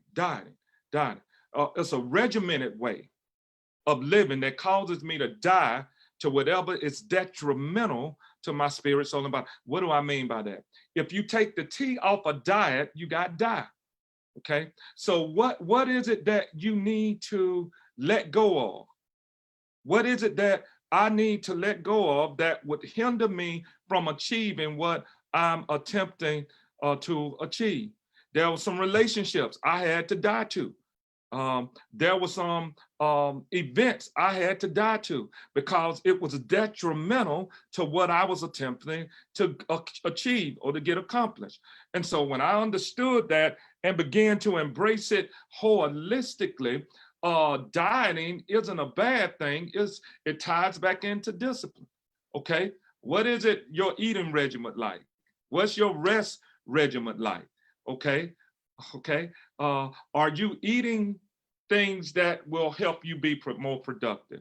Are you reading things that will help you be more productive? Are you listening to things that will help you be more productive? And so Will gives us this classic illustration. An unhealthy meal is detrimental to my digestive system.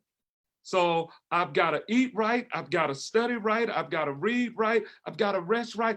I have to have this regimented way that I do what I do. And another classic illustration of that is Halle Berry.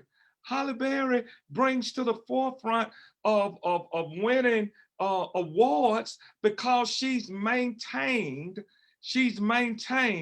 the ideal figure for the roles that she plays. That requires not only discipline, but it requires a diet. I don't go everywhere. I don't do everything. I'm not knocking what others do, but to maximize my outcome, to get the results that I'm after, I have to be disciplined, and I have to have a regimented way that I do what I do that allows me to get the results that I'm striving to get. So we must live a regimented life in order to get sustainable results. We've got to do it. We got to do it. Got to do it. We got to do it.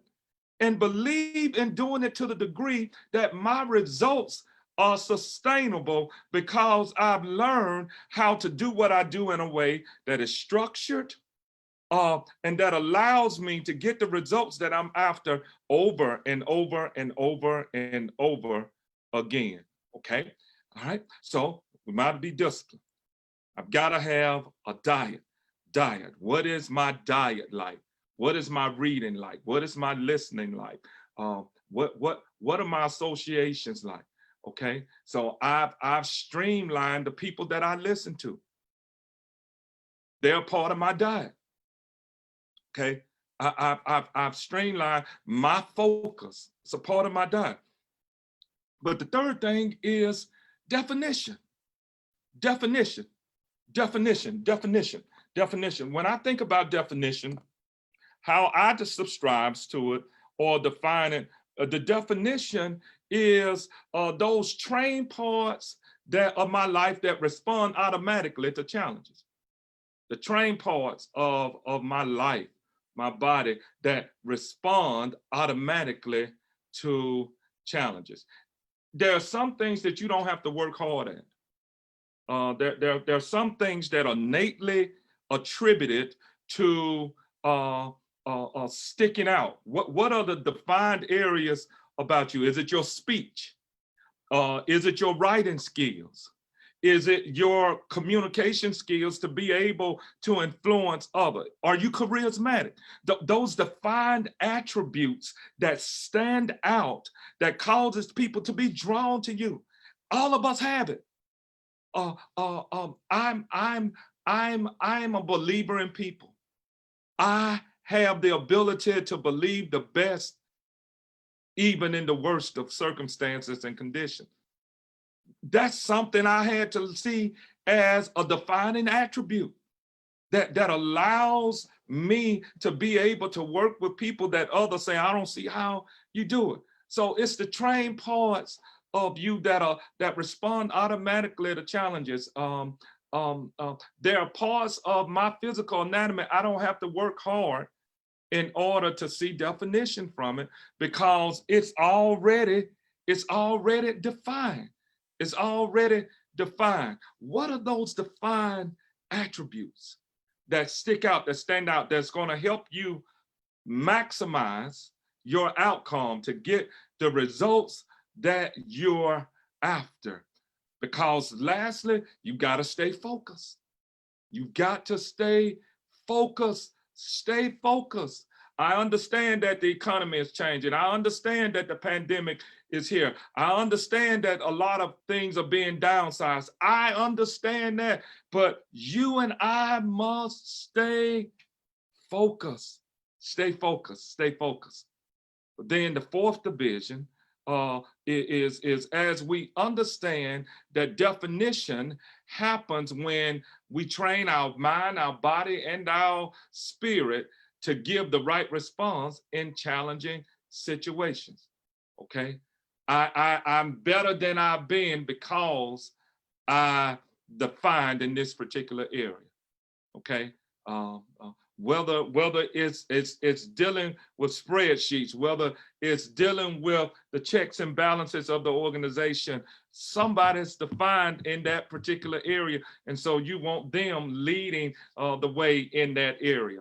Then there's fourthly, now I've got to go from the areas that I'm defined in to the areas that I need to be developed in, the areas that I want to improve. I want to see enhancement. I want to see some positive change happen because it's not there already. So development is defined as the areas of my life that I want to concentrate on improving.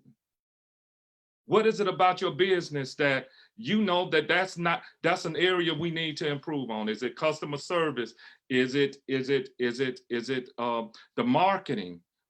What is it that I need to improve on? Is it the cash flow? What areas that we need to see improvement on? I've got to own that. All of us, my mentor used to say to me all the time that the largest room in the house has room for improvement.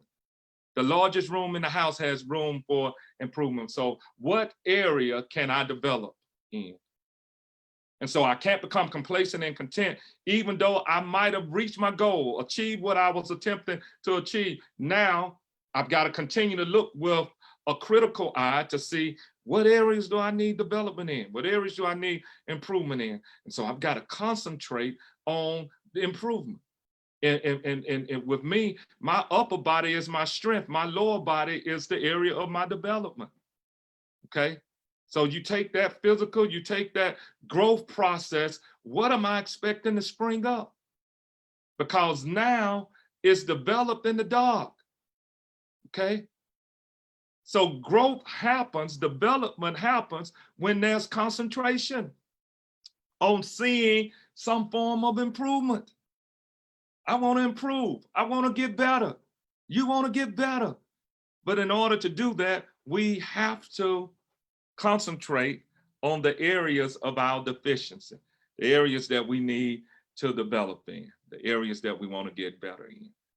And one of the leading figures for me has been former First Lady Michelle Obama. She had to develop in being the First Lady of our country. Brought a different flavor because not only was her husband president, she was expected because of the relationship to now make her contribution. And she did a phenomenal job at doing that. She had to develop and bring a different flavor to what was already existing. So when you're dealing with saturated markets with or her husband being the 44th president of our country, so what reference point did they have, not only for a man of a darker hue leading our nation, but having a wife that was of a darker hue as well, the first time. So development is acknowledging that there's some improvement, there's some enhancement, there's something I can contribute or gain from acknowledging that I don't do all things well. So seeds are planted in the ground, but grows in the light. Okay. So what are you planting? What are you planting that is going to grow after a while? Yeah.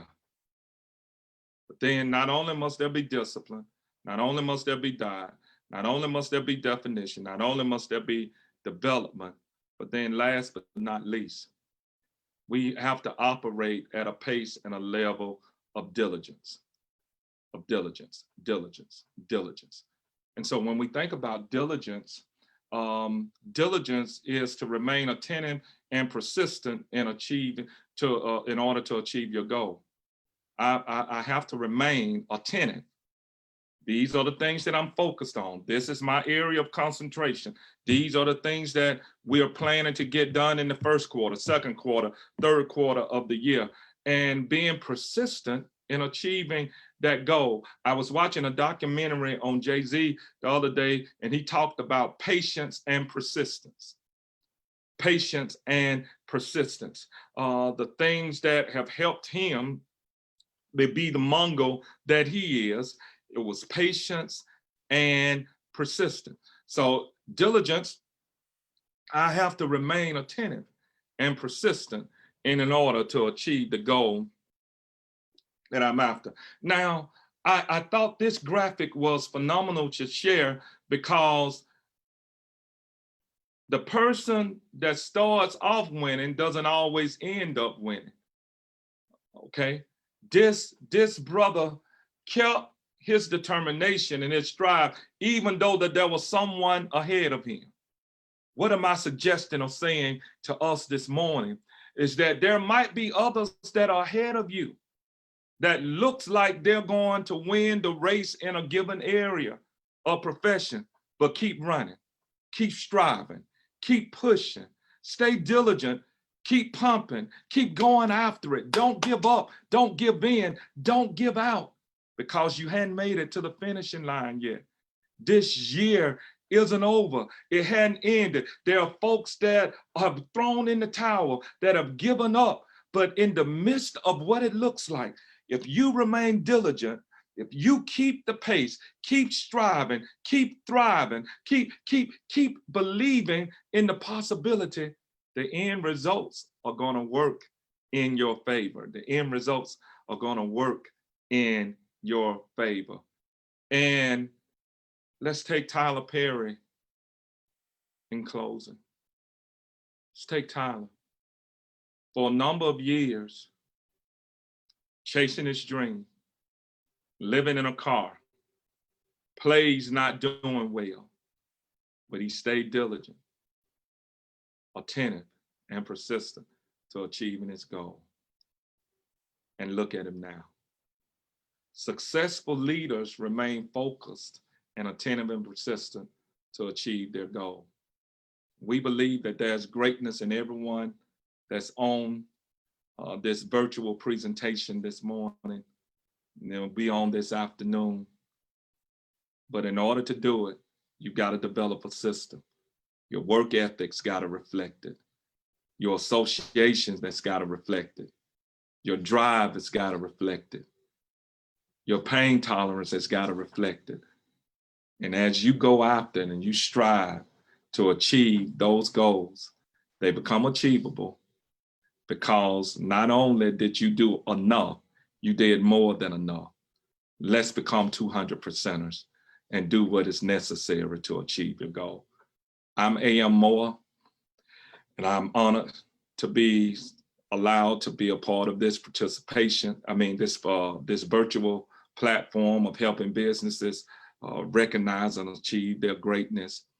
You can reach me at www.ammore1.com. That's my web page, www.ammore1.com. Hopefully this has been helpful.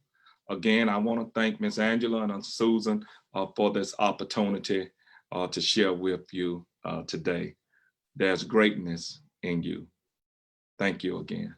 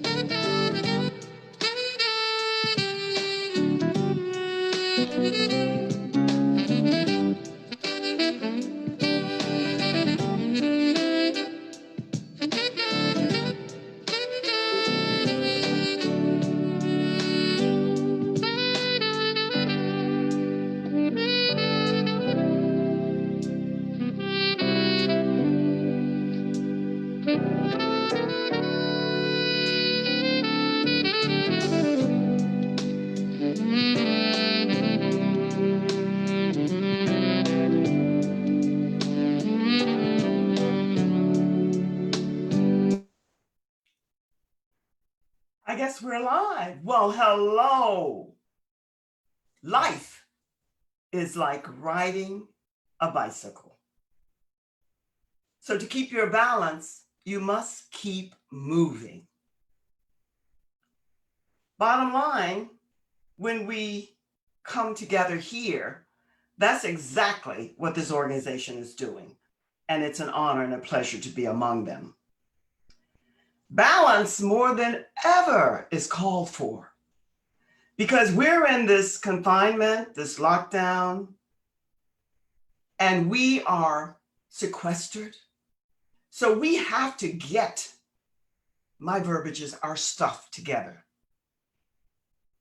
What we're going to do here today, and you've heard so many pearls of wisdom shared with you, we are going to speak to how you can gather together all of your resources to get into your zone of genius.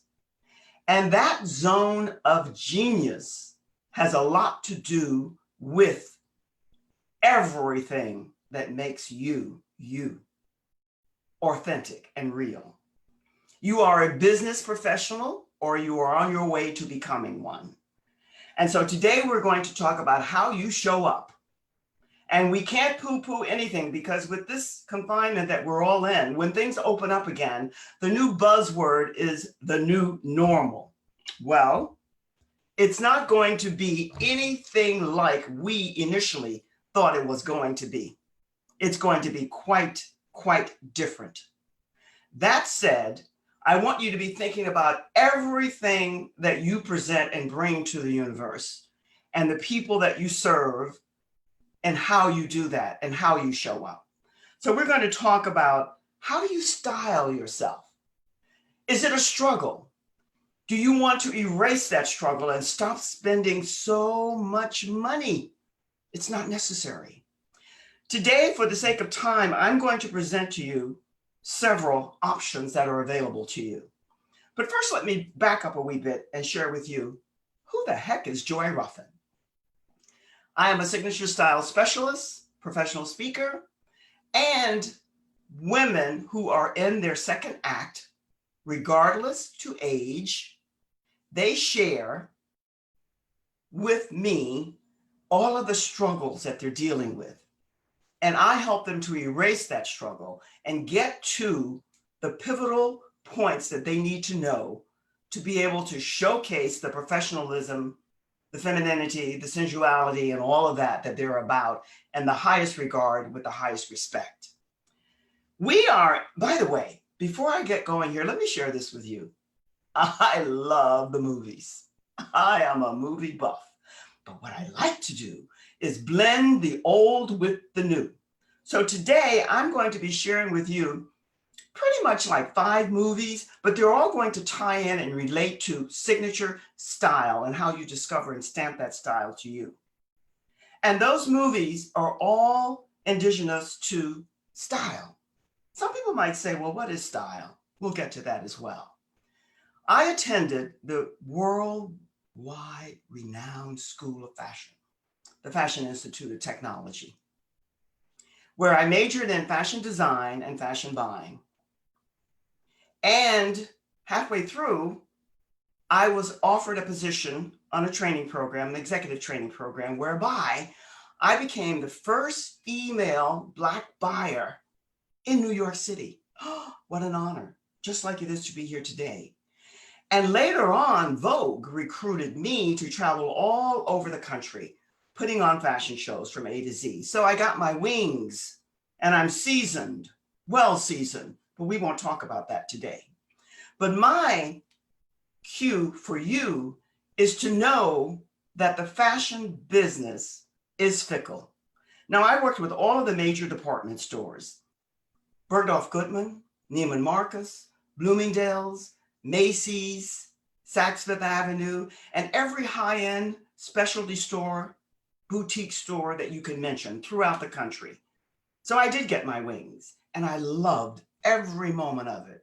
But here's what I discovered in the process, and I want to share this with you before we go forward. I discovered, and I'm going to share this story with you, while attending the Fashion Institute of Technology. One of my instructors said to me, Joy, we're having a fashion gala, an awards dinner.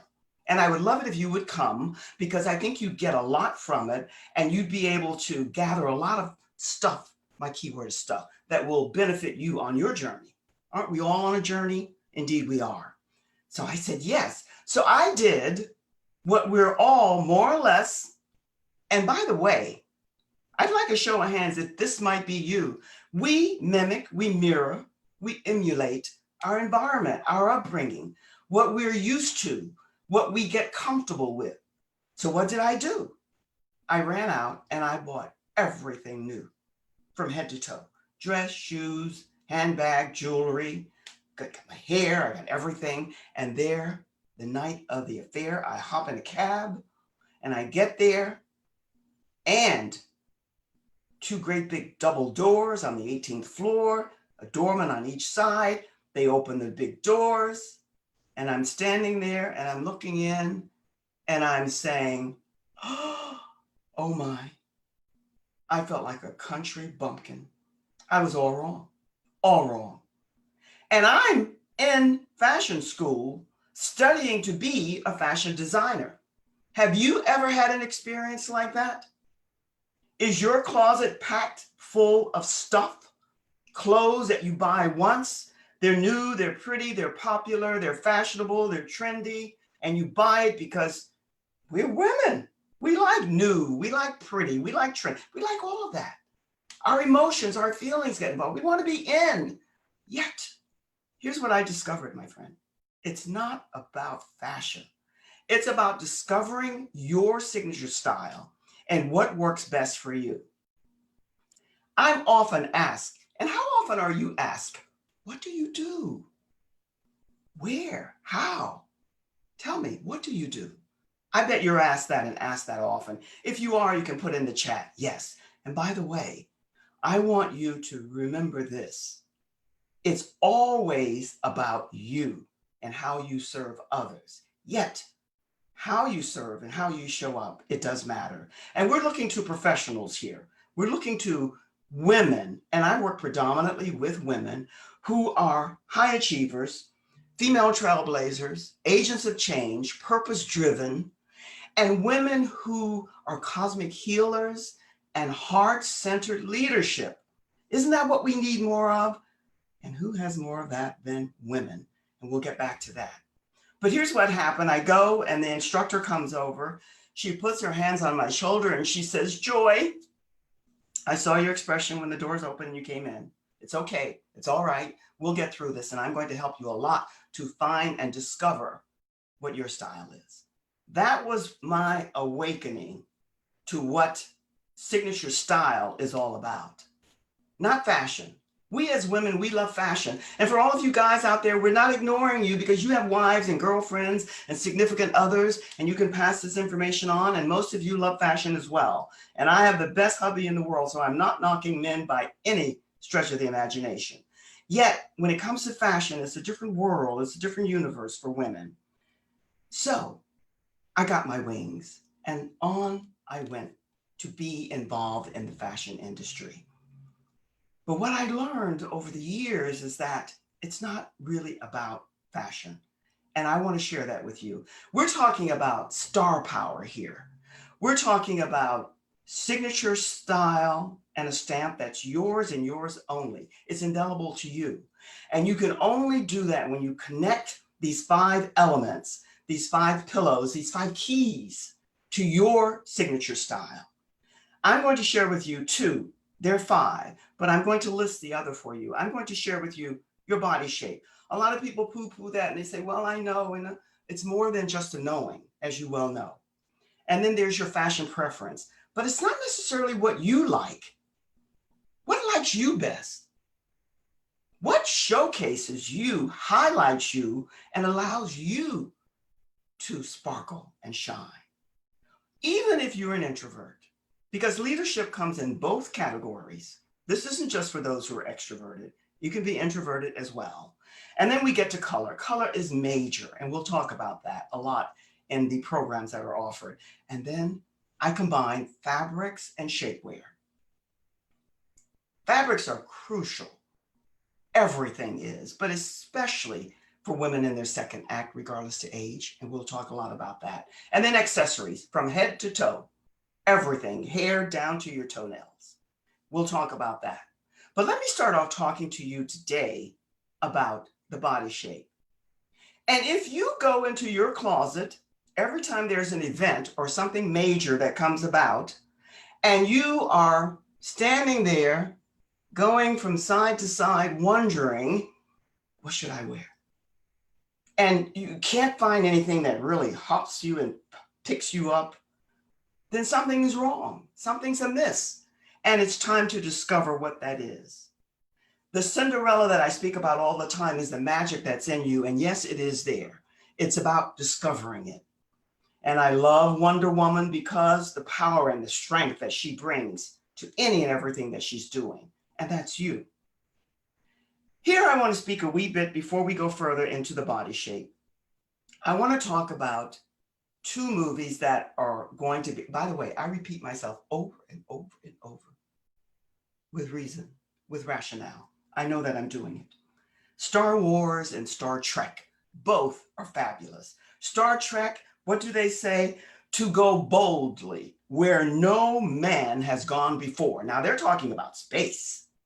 I'm saying to you to go boldly where no woman/lady has gone before. And we're talking about sold on style, your fashion signature style, yours. That's where we go together. And when I say it's gone over a little bit too far to the dark side, what am I talking about? Well, I'm talking about Star Wars. And it means casual. Nothing wrong with casual. And I'm going to mention to you the 5 different categories that you can be in, and you will decide. I want you to use your imagination. Because when I opened and said, life is like riding a bicycle, and in order to keep your balance, you must keep moving. You got to keep moving and you got to use everything. And using your imagination is crucial if you're going to develop your signature style. And it means a little bit of experimenting. We do that with everything. I loved all of the speakers who spoke to trial and error in different ways and how we all go about it, getting our discipline and our structure together and getting our branding and all of those elements to come together so that we show up and shine. It's a process. It's a journey. And yet it's so well worth it. So when I say it's gone over to the dark side, I mean that the casual has gone over to the dark side. And I'm going to speak a little bit about that.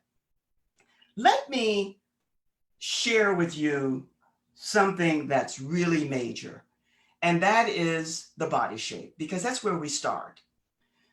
There's the apple, and use your imagination and think, how many different shapes, size, types of apples are there? I had an aunt who was a short, petite apple, and then another aunt, and I always speak to family, who was almost 6'4", an apple shape. So you can't wear the same thing. So if you're an apple, and that applies to all of the different shapes. And here are the 5. There's the apple shape, there's the pear, there's the hourglass, the rectangular, sometimes it's called a ruler, sometimes it's called the banana, it's all the same. And then there is the inverted triangular shape. I could show you slides, but I want you to be thinking about and really analyzing you, because it's all about you and your body shape. And in my programs, we discuss and go deep into this from head to toe and everything about you.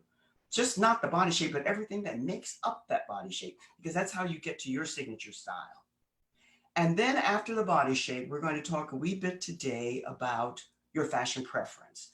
I started off by saying, if you're in that closet and there's a lot of stuff in there and you can't get excited over it, and every time you have an occasion or event, you can't pull out something that gives you that power, that confidence, and that style that you want so that you are in your zone of genius, then there is something, again, amiss.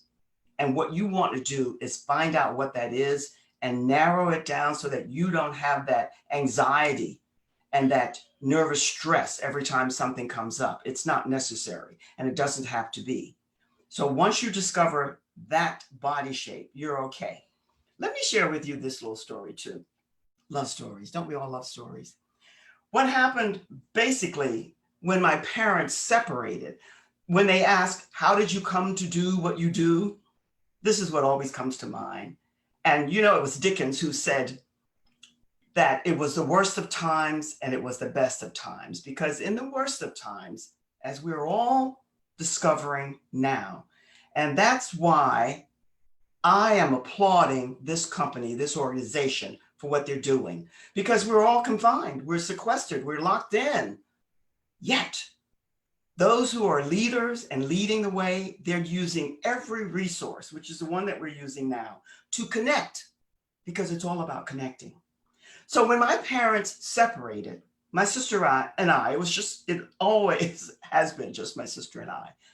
We were preteens, and my mother pretty much lost her mind. Back in the day, you didn't say that. It wasn't a nervous breakdown or anything. It's just that she needed her time. So my sister and I was a spoiled, rotten brat. I was a daddy's little girl. So we were sent into the South, the deep, deep, deep South, Mississippi, where my mother's parents resided. And when we got there, I'm angry. I'm mad. I'm everything that's negative. But we were embraced. These were my Native American grandparents. And there was a tribe there in what we call the big house. And my grandfather had gotten lucky and he bought tons and tons of land. So there were all of the relatives there, the aunts and the uncles and the cousins, millions of them running around. So within time, as kids do, my sister Jan and I, we acclimated and we had a good time. But what was to be 3 months turned into 3 years, almost. Yet, we made the best of it. But here is where my seed came from. Monday through Friday, my relatives would work from sunup to sundown. They were all farmers. And Friday would come around and they would get down and have fun. It was a lot of drinking, alcohol, not the other stuff. A lot of smoking, cigars and cigarettes, not the other. And we weren't supposed to know, but a lot of sex. And what they did is they would joke and tell stories one up on the other, and it was just a grand time. Sunday morning would roll around. And there were 5 women in this house, this big house that we later discovered was a matchbox. Have any of you ever had an experience like that? You know, when you're kids, everything is larger than it really is, but then you grow up and you get the reality, but that's the beauty of it. And that's what I want to get back to. I segue back and forth about Hollywood. I love Hollywood. I love the entertainment industry and the movies and the entertainment music. Yet, it's not the real world. We don't live in the real world. But here's what happened on Sunday. Sunday, what happened is that the women, first off, the kids, my sister and I and all the cousins, we would be scrubbed and rubbed and shined up and braided and ribboned. And then we'd go and sit in a corner and wait. But I would go and sit on a little stool in the room where these 5 women were getting dressed. And the jokes, but the bras with the wires, the garter belts, the corsets, the girdles, the slips, the hosiery, and every accessory imaginable. It was like my first glimpse of a Broadway show. Oh, it was delicious. And what I discovered, and I knew then, not knowing, have any of you ever had that experience? You know, and yet you're not sure, but something. I would look, and by the way, many of these women, out of the 5, 3 of them could sew. They were seamstresses. They could sew and make up everything. They would get the fashion magazines and they would sew and make up dresses and garments. And they were excellent, beyond. So what happened is I would say, I don't think so, maybe not. Yet, that was my seed. During the worst of times, there was this glorious heavenly time. And then we go off to church to praise the Lord. And they would be dressed to the nines. They'd be gussied and spruced up. And they would be in their Sunday best, off to praise the Lord. Oh, I loved it. I loved every moment. So much so that when my mother came to get my sister and I didn't want to leave. Now, I wasn't happy when I got there, but that's another story. Don't we all love stories? But I share that to share with you what happened when those big doors opened and I walked through and I felt like the country bumpkin, because I love color. I'm sure many of you love color and fashion, but what's pretty new, popular, trendy, and current is not necessarily the best for you. You have to find out what your color palette is, what works best for you. There are colors that will give you your look that you want. And if you are a winter or a diamond, color palettes have different names, and we talk a lot about this. You can either be winter, which is a diamond, and I'm not showing you slides because I want you to be thinking about it, and maybe doing your own little research, and then maybe, oh, by the way, this is a little bit different, so it means that I would love it if you would leave me, because I want to find out from you what's working, what do you love about your style and how you show up and how you dress. What power outfit do you own?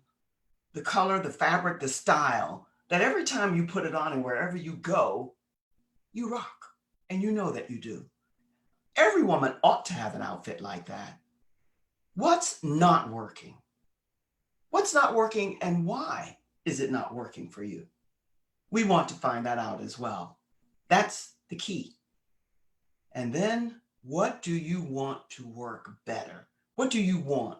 Why? And these are the things that we explore and we research together to get to your style. And by the way, I'm not knocking image consultants, stylists, because I changed from that to a signature style specialist for a reason.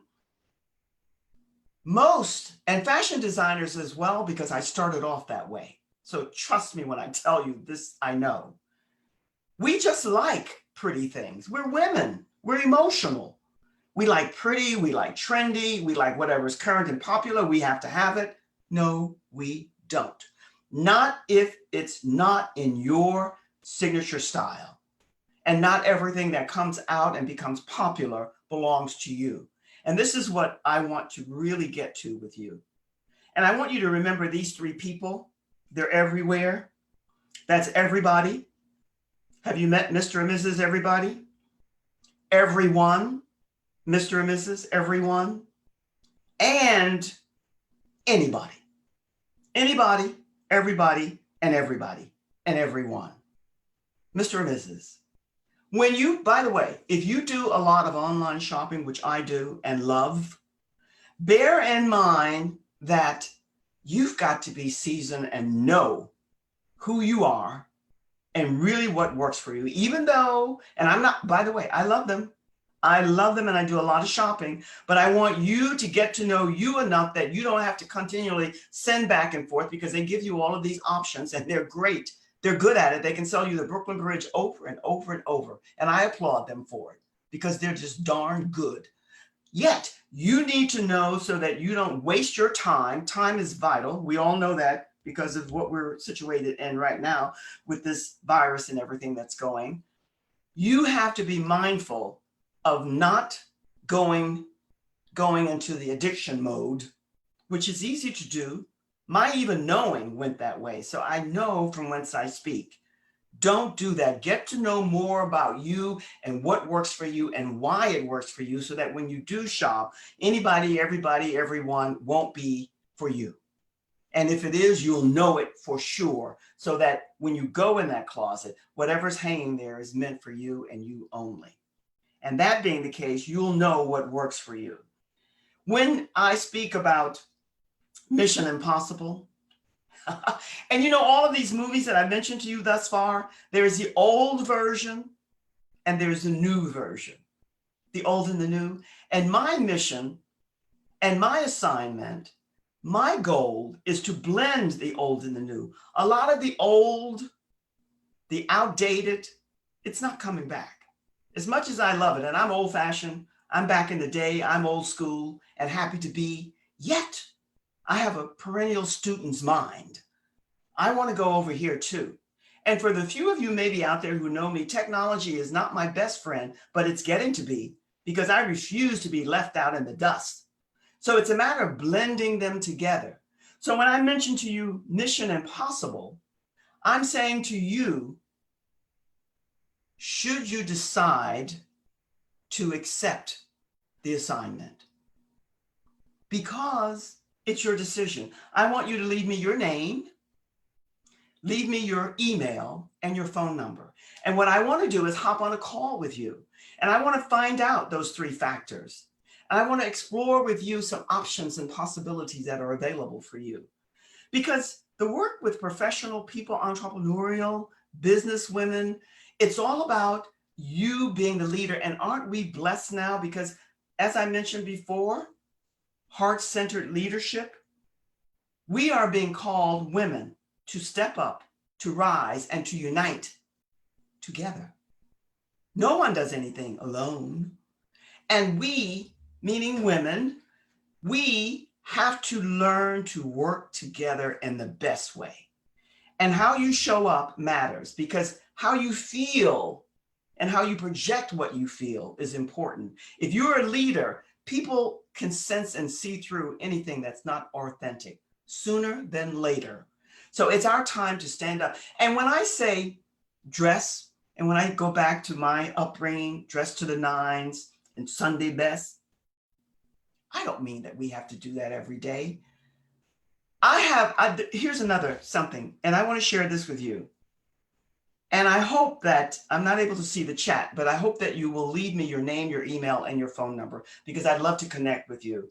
And plus, you will get my freebie, which I'm altering, but you'll get this. And just think, from here, we're working here from the waist up now because of this situation that we're all in and wearing the mask. But even so, when you come to do your online, and many of you will be going out for the first time doing a job interview. And some of you will be working more online, and some of you will be the first time online. Either way, you want to be camera ready and you want to nail that interview. And you do that by how you show up. And by the way, casual, if you already have a tribe, as Yvonne mentioned, and all of the people, and you know your branding and everything, you still have to remember that people, even when they don't know that they know, even as a child, when I was sitting there on that little stool, watching and peeking into the room where my relatives, these 5 beautiful women, were getting dressed to go to praise the Lord. That was an awakening that I can't even begin to share with you, because it was so powerful. Now I know. I didn't know then. And I say that to say many of you don't know what you don't know. And the competition, when things open up again, will be fierce. You can't go online and be among people with your hair not fixed, and you don't have to wear makeup, but no look, just you gotta have some kind of presence. Get into your zone of genius. You got it, and it's just waiting to be awakened. It wants to rise. It's waiting for you to open that door and say, whoo, here I am. Let me share this with you. We're talking about how you can discover, develop, and design your signature style so that it fits you best. I want women, by the way, this is more like a movement. It really is. Because women, our femininity, our sexuality, and our sensuality, I don't know where we went awry, but somewhere too many of us did. We're in that bubble. We're deep in the maze. We're drinking too much of the Kool-Aid. So what does she mean by that? Well, you think back to Jim Jones. And when I say we mirror and we emulate, it's not about our body parts, our femininity, and our being the ladies that we're called to be, and the women that are heart-centered in our leadership. It's about how we show up in our professional manner, looking our best, speaking our best, acting our best, feeling that from inside. That's what I work with. It's so much more than signature style. It's about everything that you bring to the table to share and to give away to others. Because there are many others there that are just waiting for their rebirth, to be rejuvenated and to be reinvented, especially during this time, those who are probing deep enough.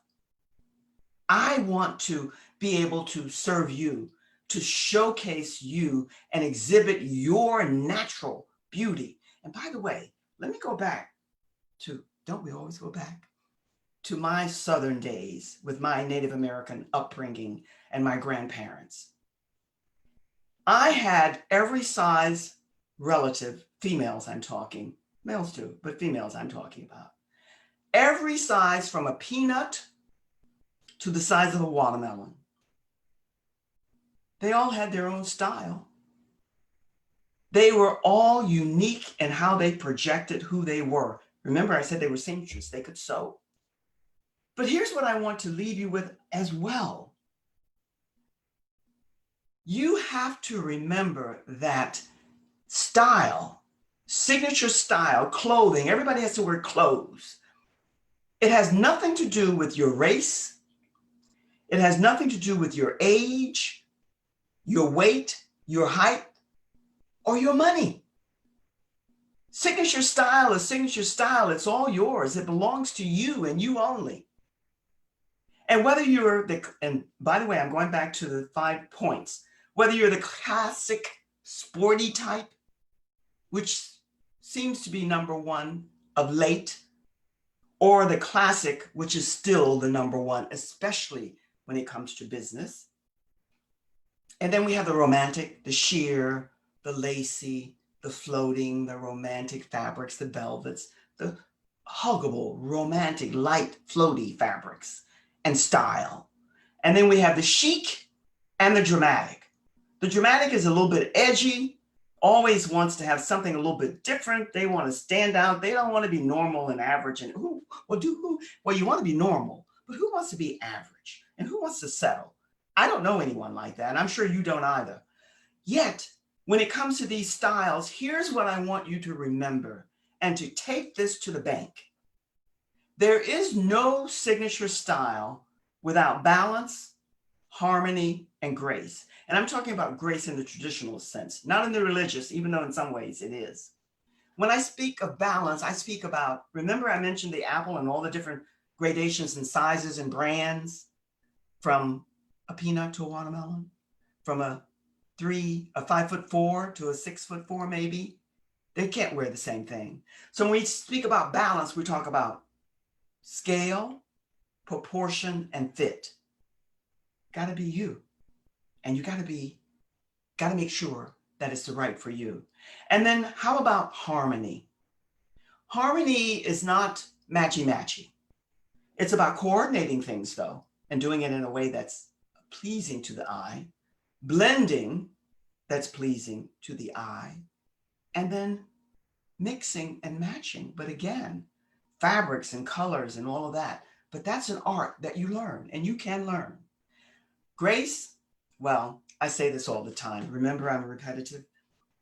It's one of my favorite words. But here I mean as far as the ease and the comfort and the beauty of that outfit that you're wearing, so that you're comfortable in it. You can move around and you can glide and stride. It belongs to you, the beauty of it, the grace of it. These are all the things that we go deep when we go into your signature style. And let me leave you with this. I keep saying leave you. I'm not leaving yet, I don't think. Somebody will let me know, I'm sure. One of the things that I want you to remember is this. If you align yourself with an image consultant or a stylist or a signature stylist like myself, your look, your image is not to be like theirs. If they are any good at what they do, and by the way, I know several really good ones, they are going to make sure that your signature style, that's my favorite expression, fits you. That's why you have to get to know you. If you're running around casual and over to the dark side because it's comfortable, but it's really not you, then we're going to discover what is the look that best fits you. It's all about you. It's all about you and how you show up so that others see the authentic compassion, love, and caring that you project. And that's what that's all about. This crisis that we're in, this confinement, this being sequestered, and this that's happening here, that's being done in a way that all of us can rise to the best that's within us. Everybody has their thinking about what this crisis is all about. Here's mine. I think everybody here spoke to it in different ways.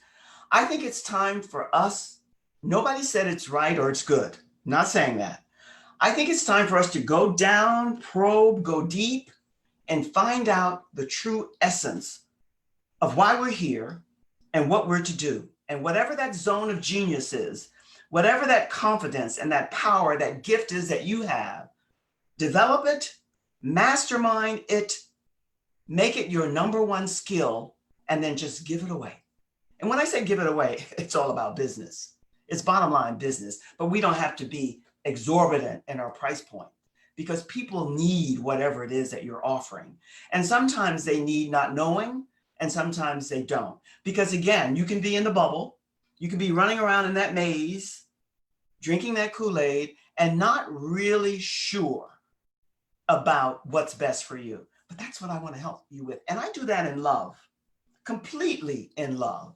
My background has taught me that fashion is not the way to go. The number of women that I have met, and here's another example I want to share with you. A very good friend of mine, not bragging, but I am sharing. She said to me, Joy, I wish I had met you before I made this big investment. She went out and she hired an image consultant before we met. And I'm not knocking them, just like I'm not knocking online shopping. Because when we do our programs together, I'm going to give you some secret sauce and tips and some joyisms that no one shares with you because we don't know what we don't know. But I'm saying fashion is a great big business. It's a big business and it's geared for women, and they know how impressionable and how we hunger for what's new and current and to be in. So they prey on that, and that's okay. But that's not for you or me. And these are the things we discussed. This friend of mine now said to me, she went out and she hired this image consultant and they went shopping together, 3 days shopping, bought everything. And she thought, like maybe some of you, I hope you'll let me know in the chat, that she was in love with what they bought and that it was the right thing for her. But then she gets home, and the next day she goes through after hanging up and putting the clothes away, and she realizes, this is really not me. This is not what the look that I want. This is not what I want to project.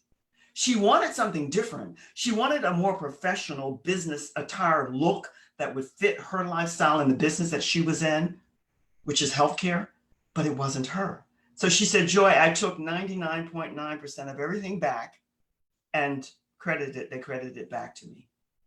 And she never told the stylist. That won't happen with you and me because it's not about my style. It's never about me. It's about you. What do you like? And then we'll probe and discover what that is and why it will or will not work for you. And we're going to lead you. And I say we because, okay, let's go crazy here. My ancestors are always around me. They're always with me. I'm not crazy. I haven't lost my mind yet. Might be on the way. But they're always here. I never say I. Let me back up. I seldom say I say we. Because when I go into any event, any occasion, meeting people for the first time, going anywhere, I am never alone. You can't see them, but they're here. And they're saying, bravo, good for you. And I know that. And I want you to have that feeling that whatever you have on, wherever you show up, that you don't second guess what you're about, who you are, and what you look like. You know that inner struggle that we as women have? I had it for years, no more. I don't like that expression, I don't care. I don't care when somebody says that, I go, whoops, because I don't care simply means something else. I don't say that anymore. I will say it doesn't weigh on me the way it did before. I hear what you're saying. I understand it. Yet it doesn't bother me. It doesn't weigh on me the way it did before because I do care, just not to the extent that I did before. And why am I saying that? Because your signature style happens to be and has to be you. It can't be Susan. It can't be Angela. It can't be Yvonne. It can't be anybody but you. It has to be your look. And that's what I help you to get to. Now, The Wizard of Oz. Remember I said I love the movies? Remember Dorothy and the shoes and the clicking together and she's home? She'd always had it in her. That's what I help you with. I know that you like pretty, beautiful, new, trendy, popular, fashionable. I know that. That's where I come from. Yet, what I'm going to support you in discovering is how, when you get those things, they fit you to the letter, to the T. So again, I want you to give me, by the way, I don't know if I gave Susan my website so that you can go there and get your free, how you can discover your signature style and stamp. I'm sure that she will. And also, if you will allow me, I would love to hop on a call with you and find out what's working, what's not working, and what you want to work better. That's where we go. And believe me, I'm doing this now. I'm putting a program together because of this crisis that we're all in and that we're all involved with. It's at one point I had it at a much higher price, but now I'm talking about a $25 package that will give you the inroads, the insights to you, to what's best for you. It's going to be a group mastermind that I'm doing, and I'll post the date and the time pretty soon. But for now, just connect. Join my group on Facebook, Leading Ladies, Leaving Legacies. Aren't we all leaving legacies? And when I tell you that the ancestors are here and they're surrounded by, around me, I'm not crazy. I haven't lost my mind. Yet it's true. And yours are probably with you as well. But what I want you to do is, I love the title here, Let Your Passions Push You. Get out of that questionable, I'm not sure, I don't know. I want to help you with that when it comes to how you show up. One of my many, many mentors was Maya Angelou. And there's so many beautiful quotes. You all know her. I know you do. You can just put something in the chat box that lets me know that you remember and know her quotes. So many of them and all great. She said, when people show you who they are, believe them. Yvonne spoke a lot about branding. Thank you for that. I appreciate that. Yes, Maya Angelou, I went to school with her brother, Billy, whom she loved and adored. And I met her through him. And what a connection. This was back in the day, way back in the day. Oh, we don't want to go back too far, do we? But I want you just to remember this. When people show you who they are, remember, that's who they are. You can't change people. Yet, you can segue people to something that's better for them if they're open to change. And that's what I'm asking you about, to be open for the change that's coming for all of us. I want us to get out of the bubble, get out of this maze, stop drinking the Kool-Aid. I'm talking to women now, and discover and develop and design what works best for us so that we can showcase the balance, the harmony, and the grace that is within us. The time for women to rise and to unite is now. My expression is this: the universe is simply crying for heart-centered leadership. No one brings it to the table better than women. I spoke to several of the women here in this program, and the mindset is the same. It's time for us to connect and unite. All of this divisiveness, it has to go. And how you show up does matter. Your signature style, if you are a professional and you're roaming around through that closet and you're not happy, then we need to connect. And it will be one of the best investments you make, because I play a lot and have fun, but when the playing is over, it's a happy face that you walk away with. So let me say this: anybody, everybody, everyone, not your friend. Not when it comes to style. Other things, maybe. I want you to get the 5 keys, the 5 elements, the 5 pillars for style. your body shape, your fashion preference, your color range, your color palette. And we discuss this a lot. You just use that imagination now. Fabrics, shapewear. Shapewear is something that's kind of gone over to the dark side. We want to get away from that. You need some shapewear, and we discuss what's best for you so that you don't feel like back in the day, my beautiful women that I described to you did when they were wearing corsets, and those days are gone, but you still need shapewear. And then accessories, head to toe. Hair, eyeglasses, makeup, lipstick, boom, down to your feet, your toes. And we discuss all of that, the right everything for you. And it's fun. It's really fun. And I want you to think, as I leave you here now, I want you to be thinking about the movies. Remember, the movies that I love, the 5 that I gave you, I'm going to repeat them because it's a matter, there was the old version, and then there's a new version of each and every one of these movies. And I'm about this movement for me, and it is a movement of blending them together. Cinderella, The Magic in You, The Wonder Woman, Star Trek, Star Wars, Mission Impossible, and The Wizard of Oz. Dorothy, click those heels together and away you go. I want to thank everyone here today who put this together. I spoke several times with my beloved Angela. I spoke several times with Susan, and I see the other names and the people, men and women who are involved. And I am really honored and thrilled to be a part of this. It has been absolutely fantastic in so many ways. We learn as we go. Life is a journey. It's always one step, boom, boom, boom, boom, and you keep moving.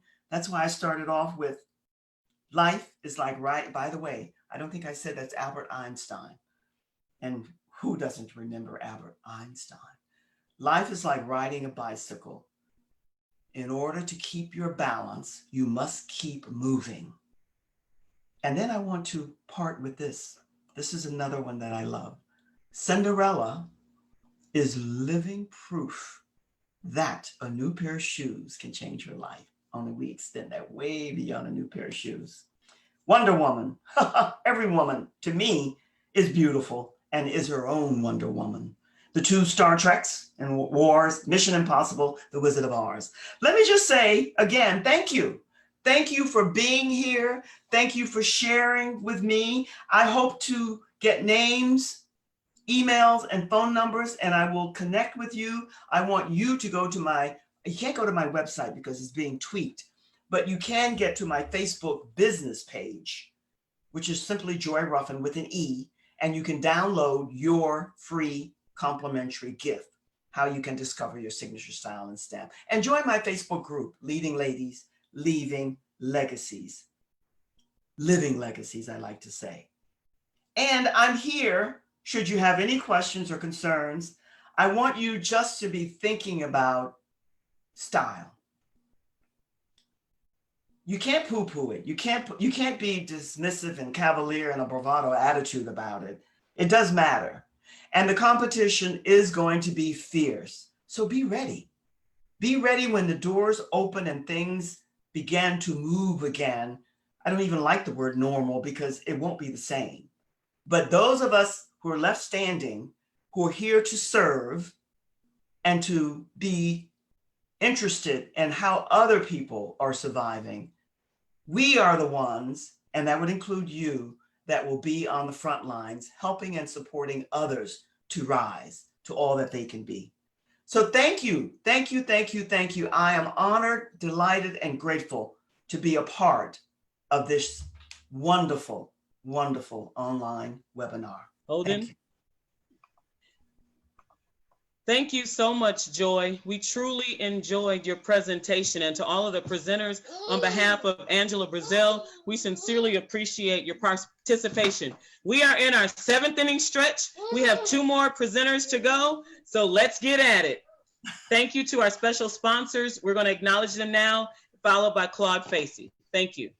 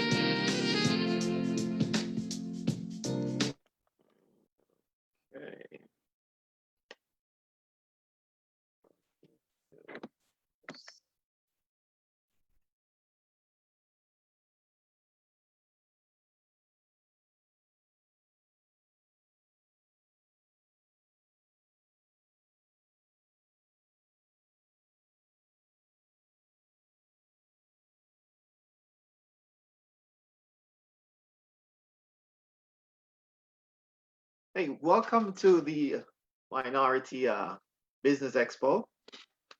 I'm Claude Facey, broker owner of Facey Realty. Thanks for joining us. And hopefully I'll be sharing some information with you that you might find valuable in trying to build wealth with real estate. But before I get started, let me just basically introduce myself. As you probably have seen on the bio, that the broker and owner of Facey Realty, one of few Black-owned real estate office in Port St. Lucie. We've been serving the Treasure Coast. I've been in the real estate business for 16 years on the Treasure Coast, and we service areas of the Treasure Coast, Palm City, Port Pierce, Vero Beach. I have 11 realtors in my office, and they go from anywhere from Orlando all the way to Miami in searching and helping people realize the dream of home ownership. Being in the business this long, I have experienced quite a bit. Our main focus over these years were helping first-time buyers, mainly residential homeowners, first-time buyers, move-up buyers, purchase real estate. I've had the opportunity to work with some of the major government entities, including Fannie Mae, Freddie Mac, disposing of their real estate during the downturn of the market. And what we have seen over time, that the market has come back. Folks that had invested back then are in a position now to cash in, or whatever equity they have in a position to cash in on that, or move up, buy another property, sell what they have and buy another property. But what I want to discuss basically today is building wealth with real estate. Real estate is one of the few investment that you actually, you can hold on to it, unlike the stock market or any other bonds or stuff that you buy. And it's a piece of paper that you get in your hand to hold on to. Well, with real estate, the beauty of it, it's an asset, it's there. There's a certain amount of pride of ownership owning a piece of property. That piece of property can be in your family for generations.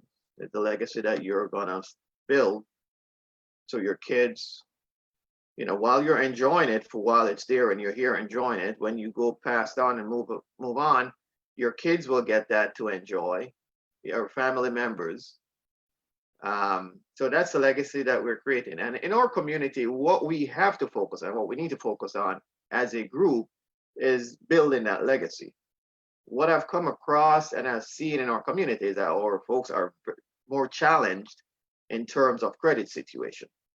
So those are the stuff that we have to be responsible about, trying to be responsible about credit, because you can start with one house. Your investment could be the house that you live in instead of paying rent. You're buying a house, and eventually you'll finish paying off of that house. Your kids will have that house if they want to sell it to move up later on. So those are that's one way to get started. Buying your first home, that's your first investment. Save your down payment. You have a little deposit to put down. Make sure your credit is doing well. You're being responsible about your credit situation, and purchase that first home.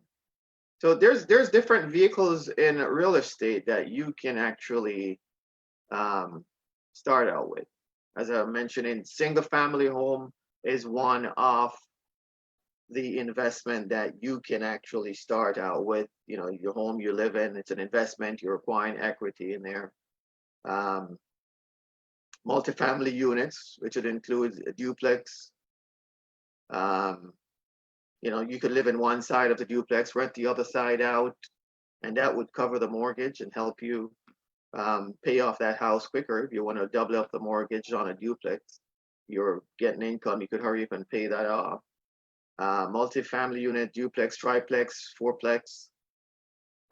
You could, when you get to the next level, you could actually get into commercial aspect of the real estate. And that would include shopping plazas, fast food outlet, you know, drive-through fast food outlet, things of that nature. You could actually build property, new construction. You could get into that, buy the land. You could buy the land, build a house, and then you could sell it. That's the other aspect. You could just buy vacant land only, just as an investment vehicle to say, okay, I'm going to buy parcel of land and I'm going to hold on to it and see how long I can hold on to it for until it appreciates, where I can say, okay, I'm going to sell it and make a profit. Or you could buy the land to build the house on and sell the house as an investment as well. You know, most people are nearing retirement, and when it comes onto retirement, they start looking at how can I get additional income if Social Security is around, God help us.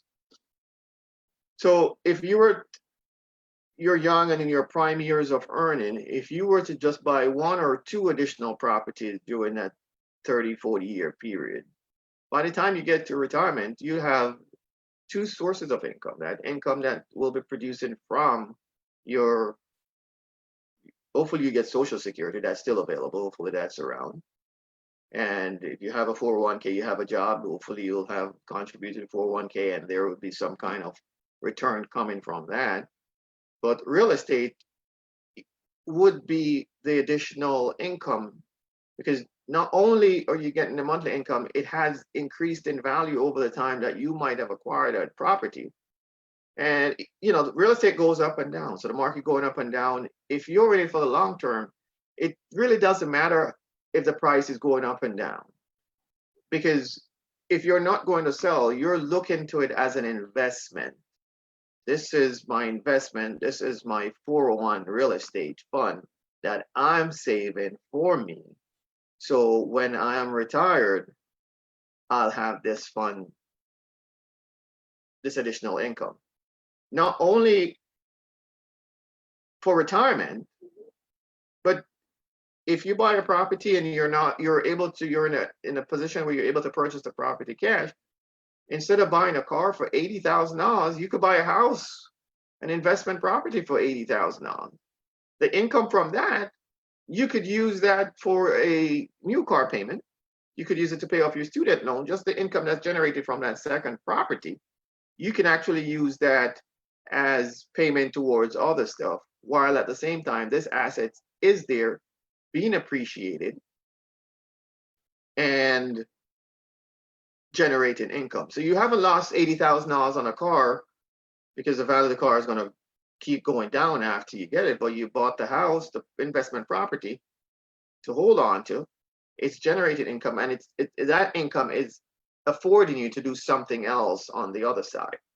So being in this business for so long, I've seen where my investor came in, and a couple of years ago, I wasn't in a position at the time to take advantage of when the market was low to buy some of those low property and hold on to them until the time comes to sell, where they could make $100,000 over 5-10 year time. They were able to make $100,000 just by buying $20,000, $30,000 property. It sounds amazing, but being in it so long, you just starting out, you see, oh man, it's great. You didn't understand the process then, but now looking back, you're like, wow, I've helped my investor to acquire some amount of wealth just by purchasing real estate. So this is what I want to share with those who are on the online chat today, the Expo, is to consider real estate as an additional investment, whether you want to do for current income right now to supplement what you have so you don't have to work so hard, or you want to hold on to it for retirement so you have that additional income, and you have that as a legacy for your family to leave to your family, so that way they could start at a better advantage instead of, most people didn't have a house, they were renting, didn't have the income, so they start out small and they grow. So your kids would be starting at an advantage. They're not behind the 8 ball when it comes on to getting started in life. Because, we have our challenges out there. And that is something that we have to set up for the next generation. You enjoy it while you're here. And that's what I tell my kids, I'm acquiring a couple of property, I'm gonna use it, and I'm gonna enjoy what I'm doing now. And when I'm gone, you can do whatever you want with it. I hope that you'll be responsible and do the right thing and see how I maintain these properties, how we keep them up and stuff like that. So these are some of the stuff that, you kind of have to embed it in them early so they don't waste that after you're gone. There's certain responsibility comes with property ownership. If you do not have a full-time property manager, in this case, we do property management for investors as well. If you do not have a full-time property manager, you could maintain the property, and you are capable of doing the maintenance yourself, the collection of rent, make sure the property is maintained. Not because the property is in a certain area, it has to look a certain way. Oh, I'm just collecting the rent. I don't believe in that.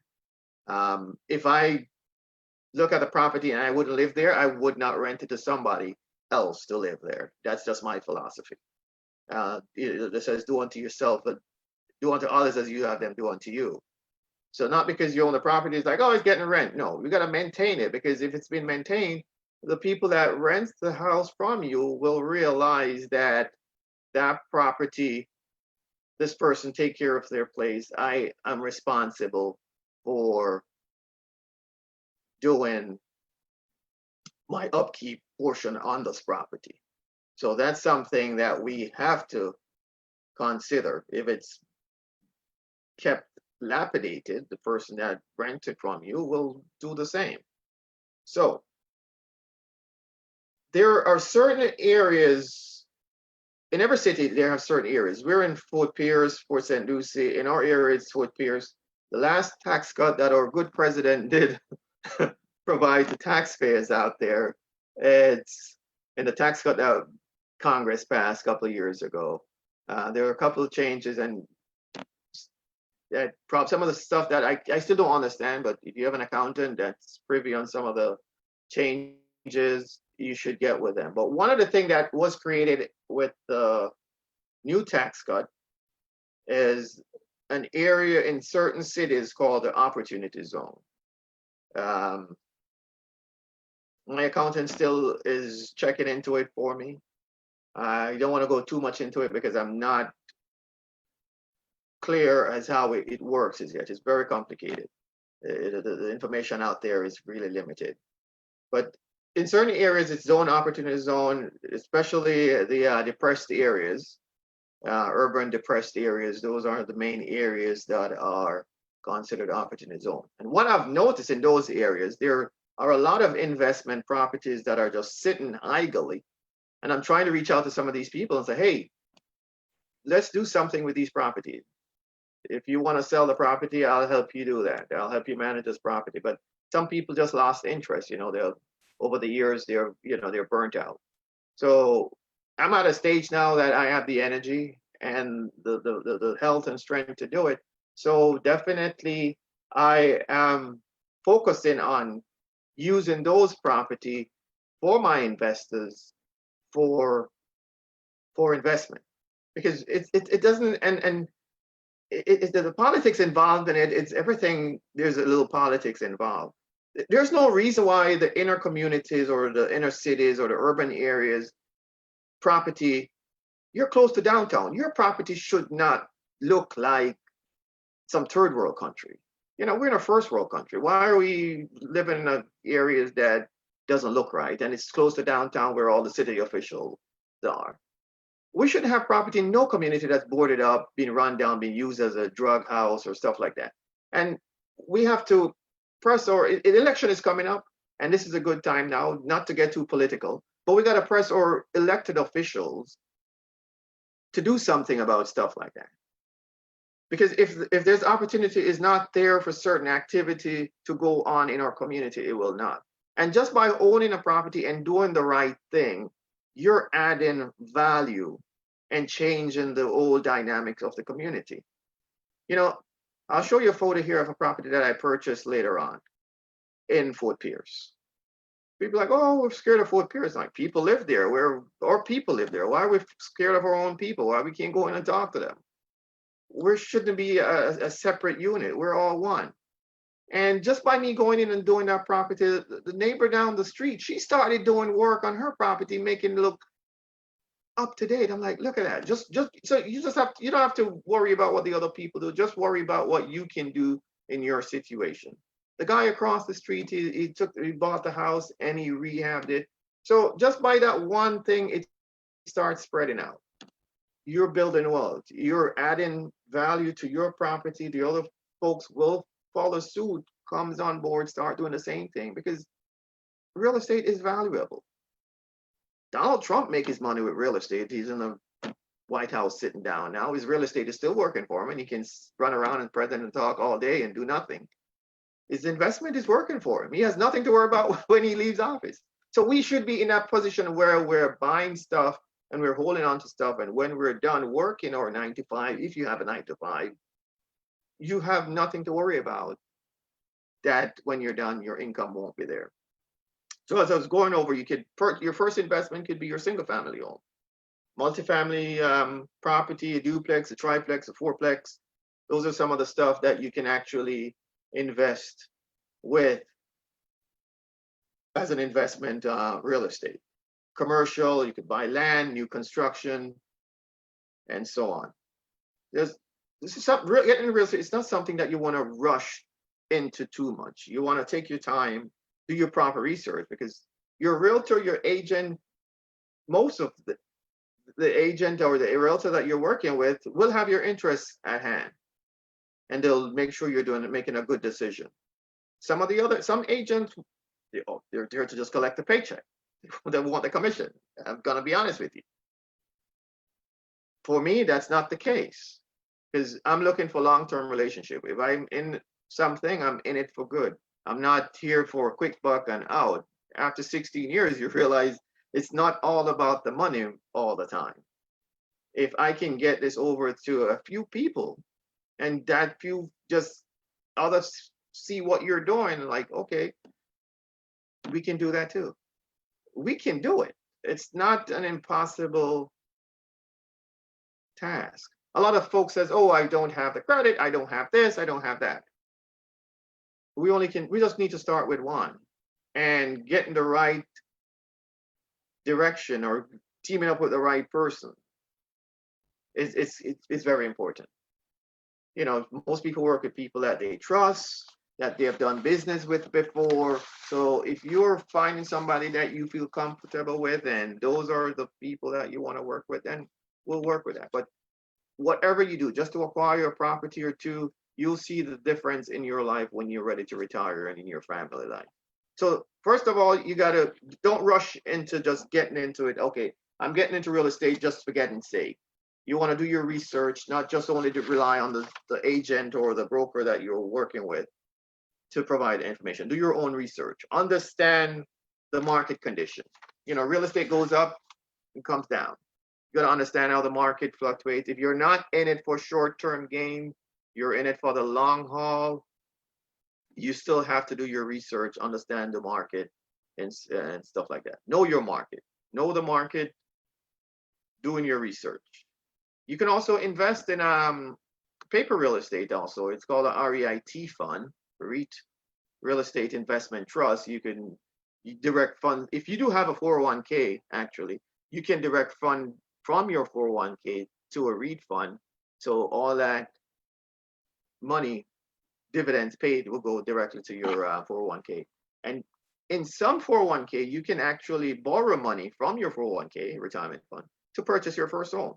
They will allow that. So if you're saving in your 401k for a few years and you have funds in there and it's like, it's time for me to buy a house, most 401k will give you a loan towards purchasing your first property, right?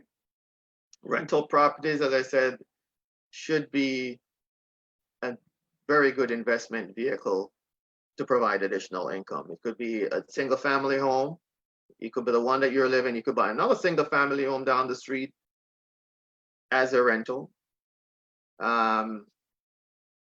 You could buy a duplex, a triplex. They're out there. It's just, it's not hard to come by. There's a lot of research and a lot of legwork that's involved in acquiring that, but it's available. I'm not saying it's easy, but it's out there. It's available. When you acquire these property, if you're not managing it on your own, you're going to need a property manager. There is a fee involved for property management whenever time you do acquire that. So keep those in mind. So keep in mind your mortgage payment, your taxes, your insurance, your maintenance of the property that will be involved, and work the numbers. See if the number is going to be in your favor. Like, okay, I'm going to only make $200 in the first 5 years. That's $200 enough in your pocket to do something else. You could take that $200 and put towards the principal on if there is a mortgage, and pay that down in a shorter time, right? So starting small is always the way to go. Where most people don't have $200,000-$300,000 saved up where they can go in the bank and make a withdrawal and go write a check for a property to purchase cash. So most people will have to do some kind of financing, and there's all different type of financing I'll get into later. And starting small so you don't get overwhelmed and like, oh, well, this property is giving me too much trouble. I can't deal with it. I'm getting out. I'm losing money. So you want to start small and build up on what you're doing. Sometimes we want to buy the apartment complex or that, but then we just have to look at what our pocketbook says and what it dictates, what I can manage. Right now, I can only manage one additional rental. If that's your case, and you can manage that one additional rental, and then that's where you start. Don't try to go after 10 and you've never done it before. So start with one, see how it works for you, and then you move up. Because you don't want to get overwhelmed and say, oh, I lost all my money in real estate. And you will lose money if you're not doing the right thing, or if you get overwhelmed and you get tired. So it's good to have the right backing, right people that will be able to give you directions and help you out during hard time. And that's why I'm here. That's my service that I offer to the public every day. And I hope most people will reach out to me, claudefacey@gmail.com. You visit my website, faceyrealty.com. You could like us on our social media page, on Facebook, social media, Instagram, on Facebook, Facey Realty. All right. So if you're considering flipping house, that's another type of investment that you could do to build wealth with real estate. So you say to yourself, okay, I see a little house down here. I know somebody that they're getting into, the person died, the other family don't want to work with it, the property's run down. I think I can take this house and make a quick $20,000, $30,000 and move on. That's another way of investing in real estate, flipping a property. So you buy a fixer-upper, you got to consider all the stuff that's involved with a fixer-upper if you're flipping a property. You want to do it right. You want to make sure what you're doing, you're informed, you're running the numbers, the acquisition, the carrying costs, the repair costs, and you'd have to pay commission if you're not licensed to sell, or if you find a buyer before you finish the work, then you can sell without any issues. So those are some of the stuff that you have to consider before taking on a property to flip. On TV, if you watch HGTV or any of those TV shows, they make that stuff look easy because behind the cameras, we don't see what's going on. I'm talking to you right now, and there's a wall behind me, but in front of me there is something. You don't see what's going on and what I do in front of that. So we don't see on HGTV. We don't see what the crew comes in after and do all this good stuff and make it look pretty. But in the real world, it's not like that. There's a reality that you have to go run the contractor down and say, hey, I'm ready to get my house done in certain time. So those are some of the issues that you run into. So having the right people in your corner to get you the right help, get you that way you're not disappointed, like, oh man, I should have never invest in this real estate, or should never work with these people. So that's very important. If you have some skills and you say, listen, I can knock out a wall or two on the weekend, I might need a little bit of help, you know, that will save you some money too. I myself, I love getting dirty. You know, I'm in the office sometime, but it's nice. But I like going out there and banging a wall or two, or trying to paint and stuff and putting stuff together, make it look good. It gives you that sense of accomplishment, like, oh man, look at that, I did that. It looks good. And everybody passes and says, oh, your house look good. Or the grass is well maintained, or the house, you know, it's a pride of ownership.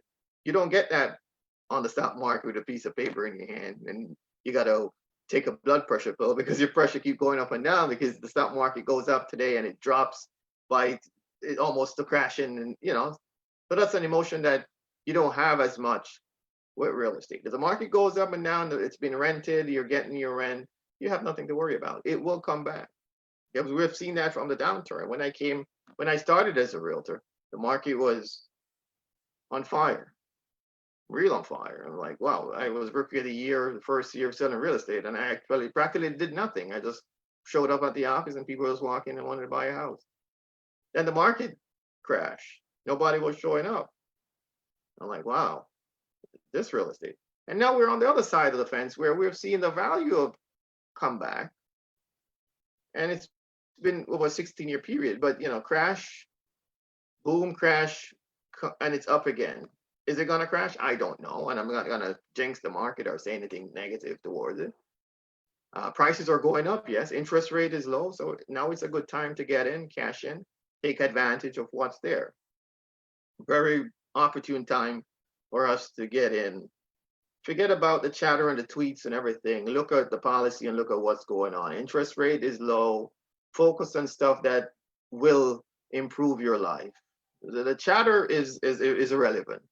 That's what I say in my thing. You know, I try not to worry about anything and get too much into stuff. But we got to shut the chatter out. Watch what's going on. Look at what's going on. The property value is going up. So maybe you have a property you're close to paying off. And like, oh, I have 100,000 equity in my primary residence. You probably could go take invest that equity right now and buy a second investment property to start producing income. It would be able to pay off the equity loan. And at the same time, now you have two properties. You have an investment property. So your network has just increased. If you have the 100,000 sitting in the house, not doing anything, oh, I don't want to touch it. And then the market crashed. Now you have one property and you lost all that equity.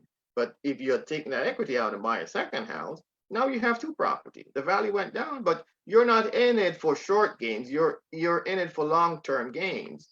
So over time, what's going to happen? That value will come back. The property's been rented and you're able to afford both mortgages and satisfy both debts, then you'll be fine. You know, you just got to ride it out. It's going to come back up. If it goes down, what goes down must comes up. You know, so those are some of the stuff that we got to consider when you're looking into investment.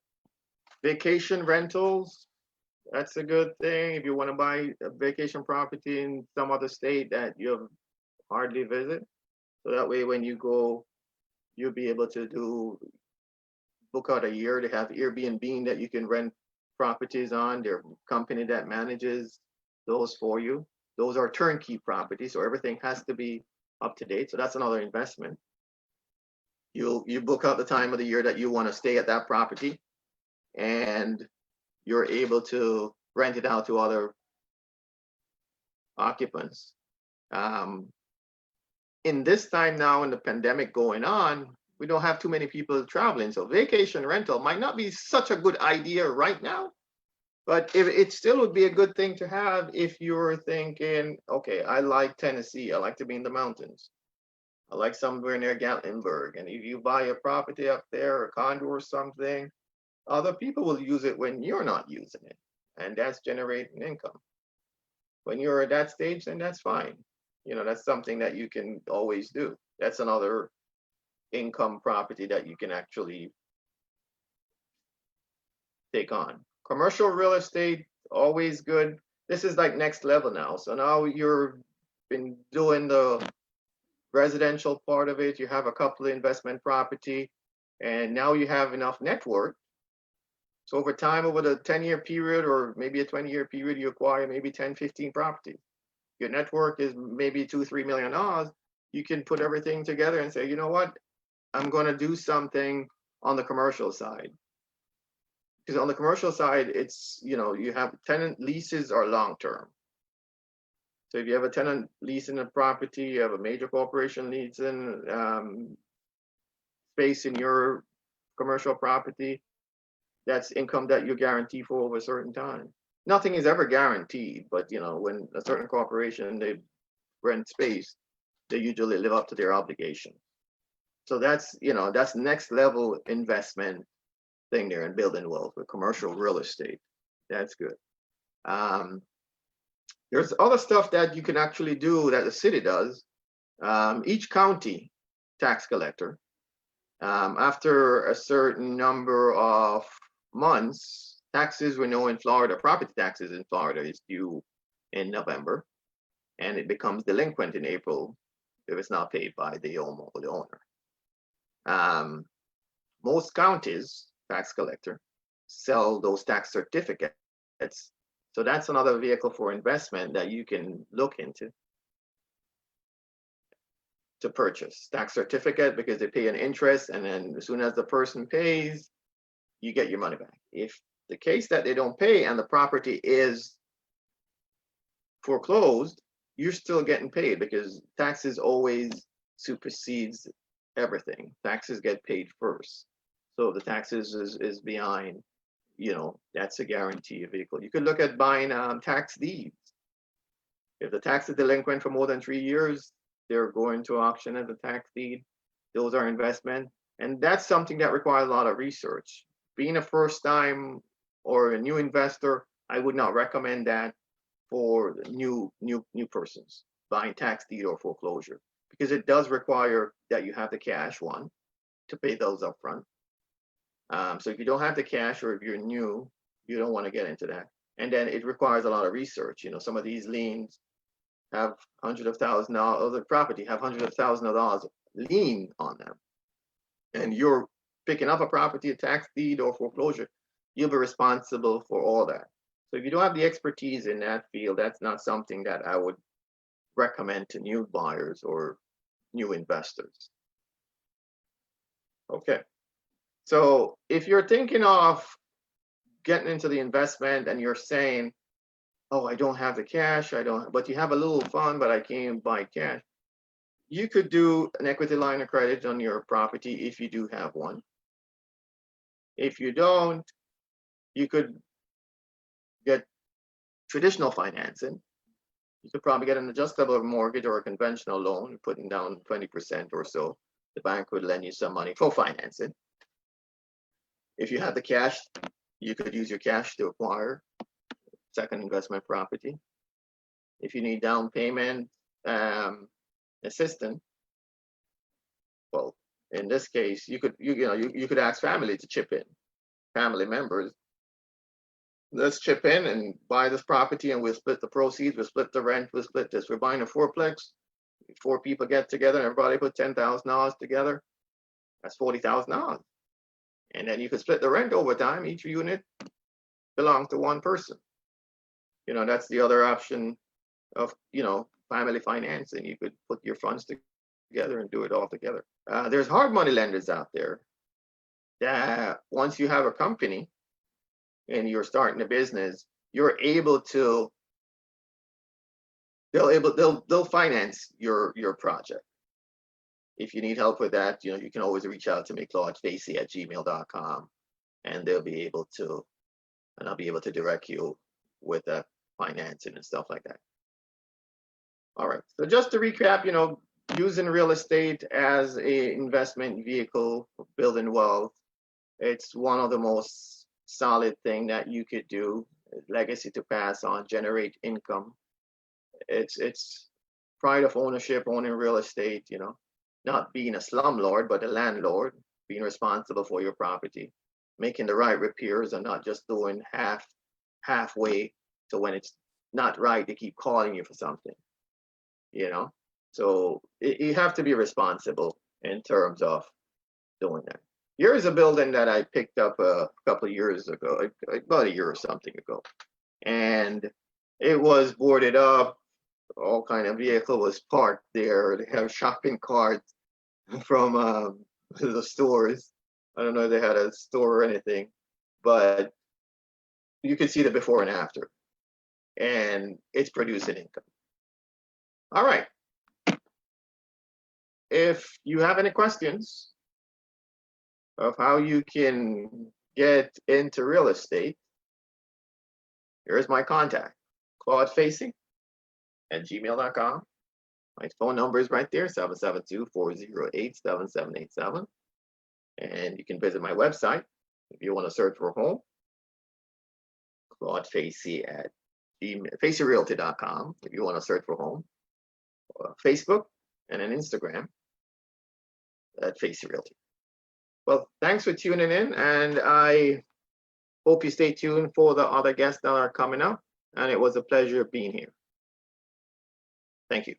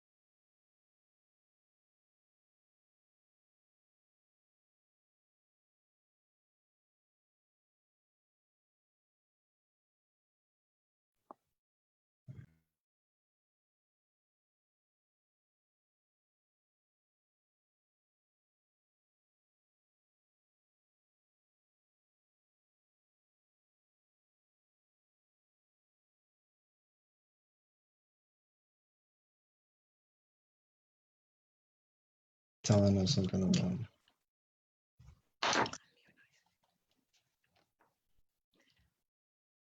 Wow, Wow, what a great presentation from all our amazing panelists today. Thank you all for giving us this jump start. My name is Angela Hale, the owner of ACCH Insurance Agency. And today we're here to talk about cyber attack with Mr. Clan Hale with CED Inspectors. But before we begin, I would love to say thank you to Angela Brazil, All About Building Businesses, for giving all of us this sharing platform at the 4th Annual Treasure Coast Minority Business Expo. Thank you, Angela, the first virtual one. Way to go. This is amazing. Today, we will talk about preventative measures for cyber attacks, not just for businesses, but for individuals as well. Again, my name is Angela Hale, the CEO of ACCH Insurance Agency, a local independent agency here in Florida. We service the Treasure Coast for the past 13 years. We specialize in an array of personal and commercial insurance. And now I'll have Mr. Clan Hale with CED Inspector introduce himself. I'll be right back.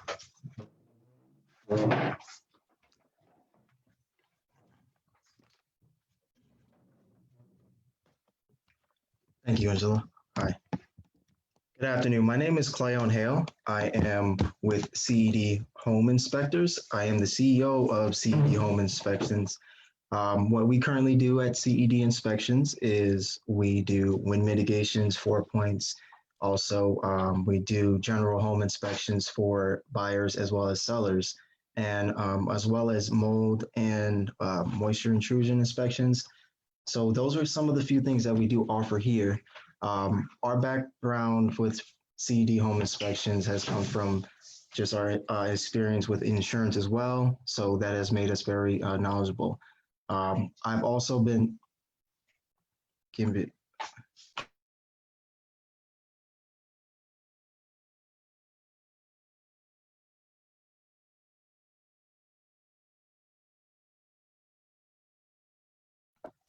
Sorry, I pressed the wrong button. As I was saying, we do have our experience because we've worked also with insurance agents. So if you do need any experience with home inspections, please do reach out to us. My knowledge today is going to be in regards to actually cybersecurity, which is where my original background is. I do have my 4-year degree working with cybersecurity and information technology. So we'll be able to go over those topics with you today regarding cyber attacks and how they can affect your business and what ways to go about getting preventative measures. With that being said, I'll go ahead and turn it back over to Angela.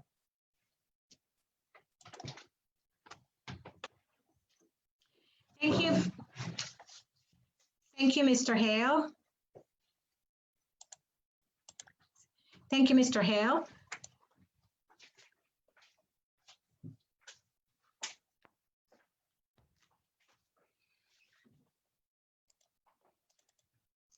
Let's go right into our presentation today, cyber attack. A lot of us has experienced cyber attack, and we all can relate to this one way or another, either through emails or through phone contact.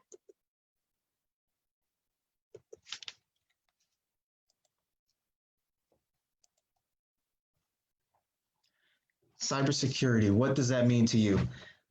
Today, we're going to go over some of those topics and how they can affect you, and how cyber attacks also are one of the big attacks right now in regards to ransomware, which is going to be a few topics we're going to be talking about, and as well as fraud and any of the online business interactions that you do can potentially lead to a cyber attack.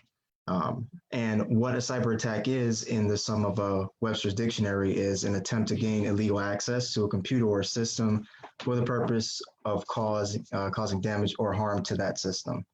As you can see, also being aware that wiring fraud is also another potential thing that we'll go over as well when we get to those topics.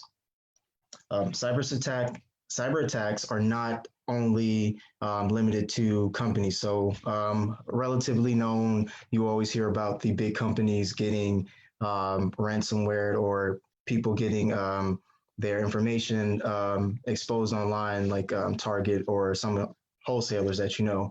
So those are companies that are getting affected, but also you're also getting affected too. And what I mean by that is the way how you interact online. So you may not be collecting personal information or making payment informations, but you're still exposed because you do have yourself out there to the World Wide Web. So cyber exposure does give you the, the interaction with the World Wide Web, which will eventually lead to possible cyber attacks. If you think about cyber attacks, 7.9 billion data in 2019, 7.9 billion data was exposed in 2019. Just think about that. 7.9 billion data, that is 33% more than in 2018. And 273% more in the first quarter of 2020. An increase of 273% in the first quarter of 2020 over last year data. Just imagine that. What does that tell us? Data breaches aren't going anywhere, and we all need to be prepared. Thank you, Angela. Some of the common types of cyber attacks, we're going to be going over that. And when referencing to cyber attacks, a lot of times there is what's called identity theft via the way how you log into your software. So by installing a piece of malware on your computer called spyware, that is a written program that will allow you to monitor your keystrokes and prevent, ways to not be exposed when you're signing into, say, your Outlook or any of your email online servers that you may use, or just if you're just signing into, your regular Facebook or your social media accounts. What's the best thing to do when dealing with spam or in dealing with relative things towards malware attack? All of those things generally lead to you getting emails like this. So what's the best thing you need to do to prevent things like this from happening would be to understand what those things are when you're getting them. So how do you understand what those are? One of the first things to understand about them is a topic called phishing. When you hear about it, it sounds like phishing, but it's considered phishing. Phishing is what they use, a way to go ahead and actually fish for your information. Hackers, what are called black hats. White hats are actually hackers that are used to go through and find information, phishing, but for like legal and federal and as well as government agencies. So they are white hatters that work for the good, not where black hatters, they are the ones that use what's called the phishing tool. So phishing, this element here, the first topic is, of course, how they interact with you online. What they do is they go for your email, they go through you by phone text. I know a lot of us have received multiple emails, phone texts, things like that. Phishing through internet scams, thousands of people have gotten those as well. And another one that I know affects the community as well is when you send money. A lot of those key topics that I just mentioned are a lot of ways that phishers will expose you. So you send an email to your friend or a colleague at work that may be outside of your regular email. And that may at least allow you to be starting to get phishing emails like the spam email we just saw previously go straight to your account. And now you've been exposed through a cyber attack. Another one, your phone text email. And even multiple different type of ways where just by looking at something on your phone that regards to just being online and getting an ad and you think that ad is a real ad, you respond to it, put your information on there because you think, hey, it's your mobile, so it's secure, but instead it allows you to be attacked. So that's some of the topics for how general black hatters go about phishing you. And another way that they do that, as you can see in our slide, is spear phishing. So spear phishing is a more targeted type of phishing. It's more where I already know the information.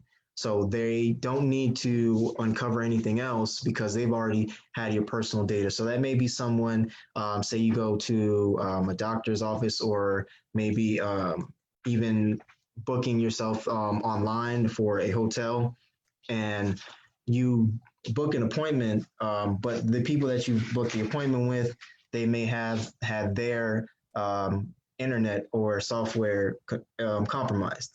And you may not know that, and they may not know that, and this hacker already has your information. So when they go ahead and they're already going to attack you, they've already have maybe your social or maybe your date of birth, anything like that.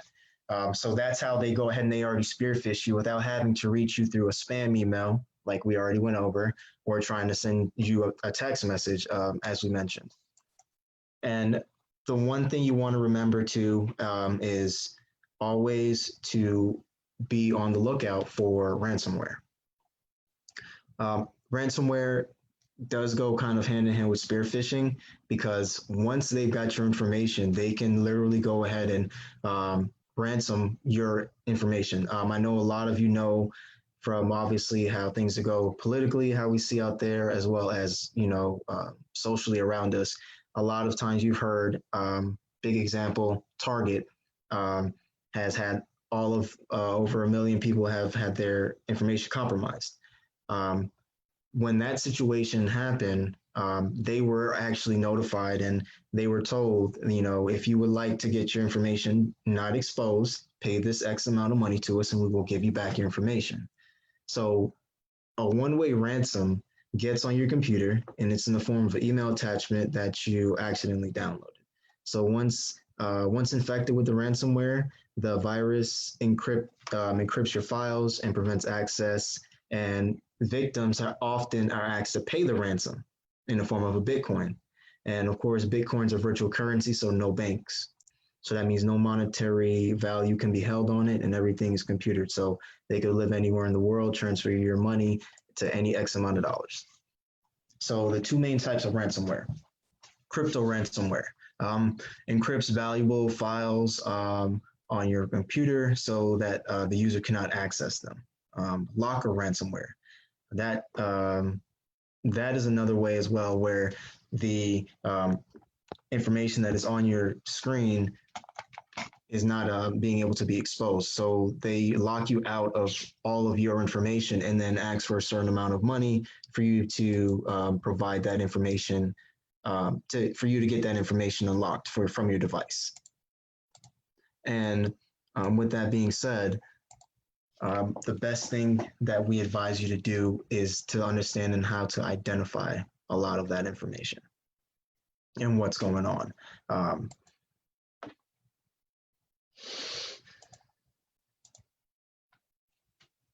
And to do that, you want to make sure you back up your systems locally and also in the cloud.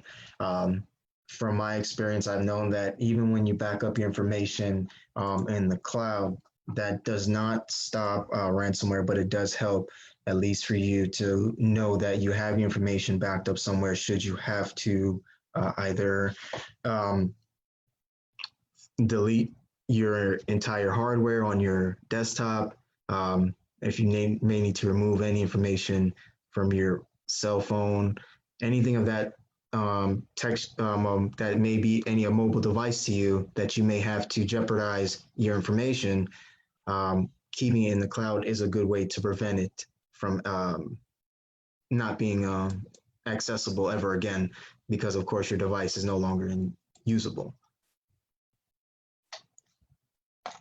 So one of the best things you can do is install a ransomware protection.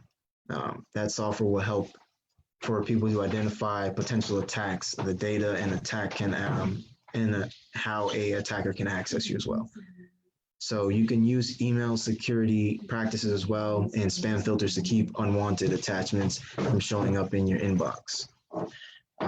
So those are definitely some good key points.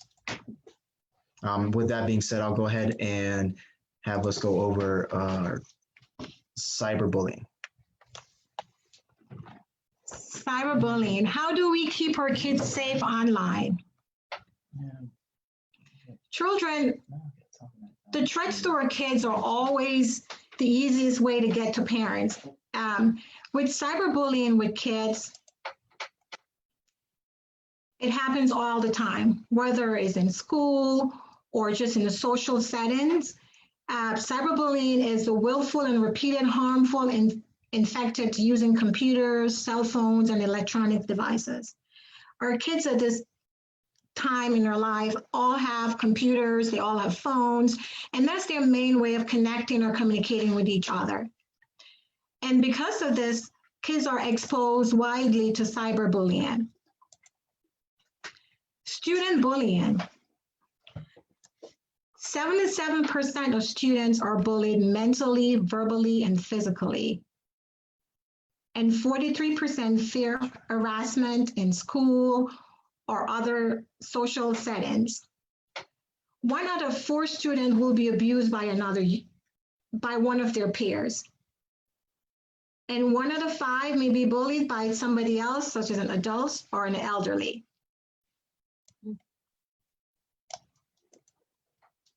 Signs of how you'll be able to tell if your child is being bullied or is being a bully.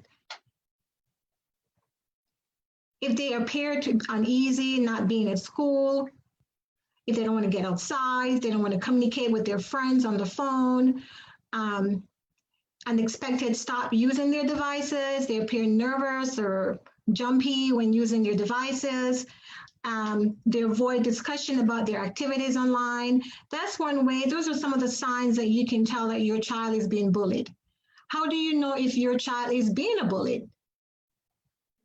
Just easily looking at their devices at all hours, getting unusually upset when you can't use their device, or if you want to make a phone call, can I borrow your phone? The answer is no.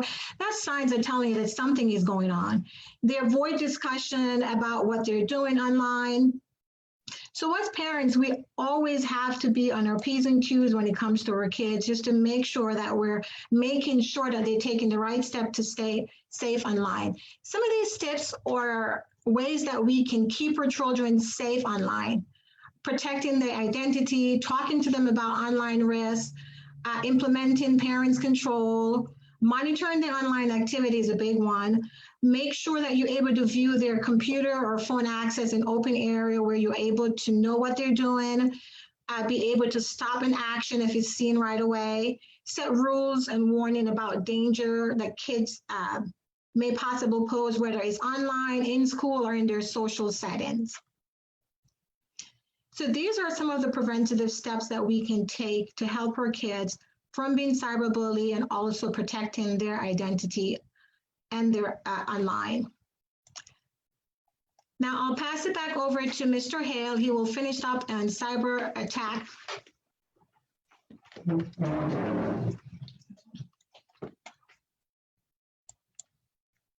Okay.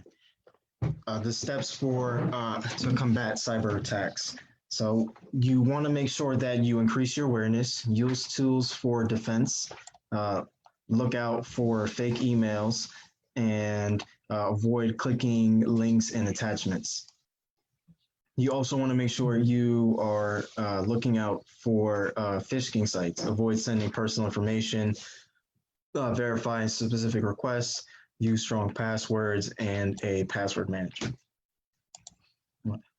There are scam techniques that are out there, so you have to be aware that sometimes people do pose as a business that you trust. They may pose as a bank or a store that you shopped at. They may offer you great deals or tell you you owe or own money, or your account is about to be frozen. So even pretend to be someone you know, or directly or indirectly. So that is definitely some things you have to be aware of and keep a good eye out to watch out for those scam techniques that are out there on the World Wide Web. And being careful means you need to have preventative measures. And those preventive measures means that you want to limit the amount of personal information you're going to post. Don't post information that would make you vulnerable, such as your address or information about your schedule, your routines. That's definitely something you don't want to have out there. Make sure that the combined information is not more than you would feel comfortable with strangers knowing. So if it's not information that you don't want someone personal knowing, then a stranger should know it. And remember that the internet is a public resource, so you only want to post information you're comfortable with. Also, making sure that once you post that information online, you can't retract it. So making sure you are aware that it's out there forever.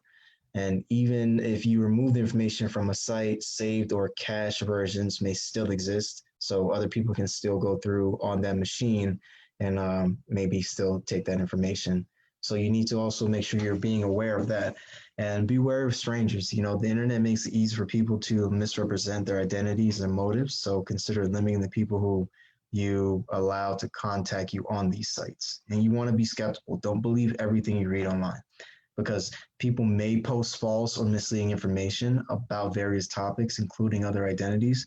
And this is not necessarily done with malicious intent, but it could be intentional and an exaggeration or a joke. So you want to just make sure you're aware, and those preventative measures that we're discussing here can definitely be a key helping hand and stepping stone for you. So you want to make sure you always work on those preventions, which means never clicking on links in emails. And if you think that email is legit, whether it's from a third-party realtor or primary retailer, excuse me, you just have to go to that site and log on directly to verify that information.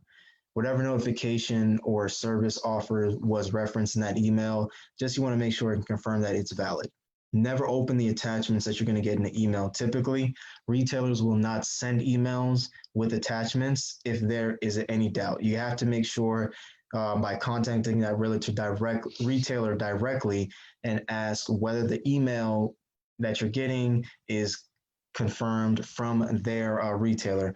And of course, you want to make sure that you do not give out your personal information over the phone or in an email unless you know that complete source is that retailer or that third party that you're confirmed to be doing an interaction with, or even that online merchant. So social engineering is also a process that people use to deceive you.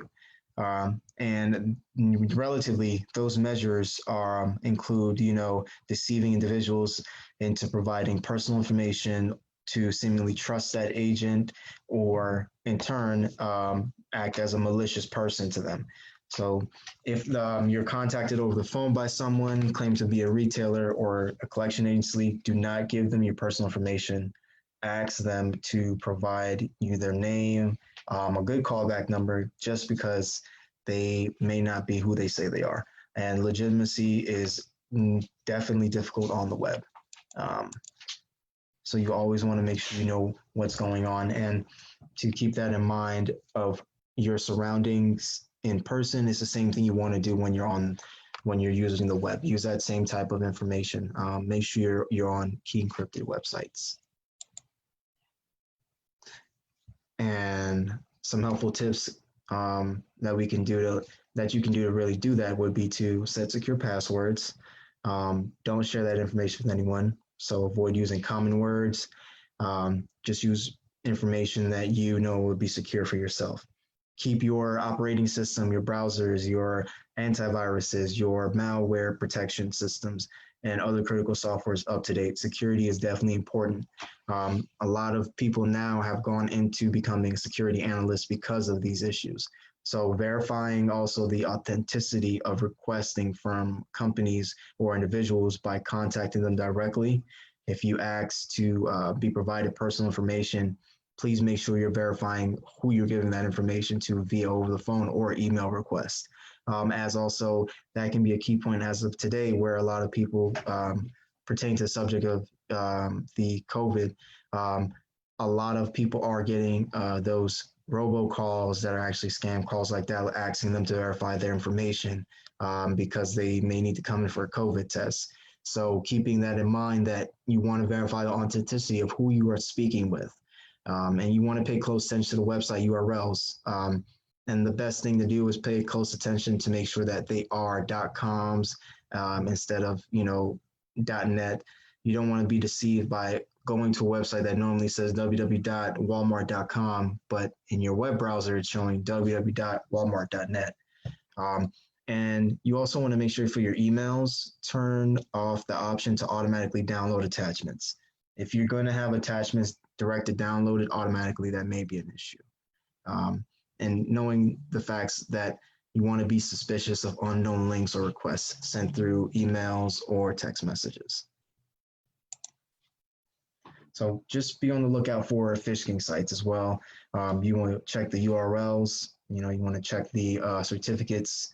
You want to look out for the navigation page or the footer, check for proper spelling and grammar. Be aware of good or too good to be true in the sense a website offers, and you make sure you search elsewhere for reviews about unknown companies, and check the copywriting is up to date. If not, it's probably a fake site.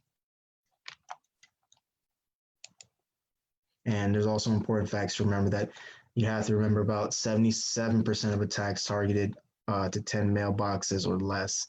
So a lot of the attacks are going to be spam that you may receive, or third-party attacks targeted just to one mailbox. So you may be receiving that multiply. And within closing, we'd like to just turn back over to Angela. Thank you, Mr. Hale.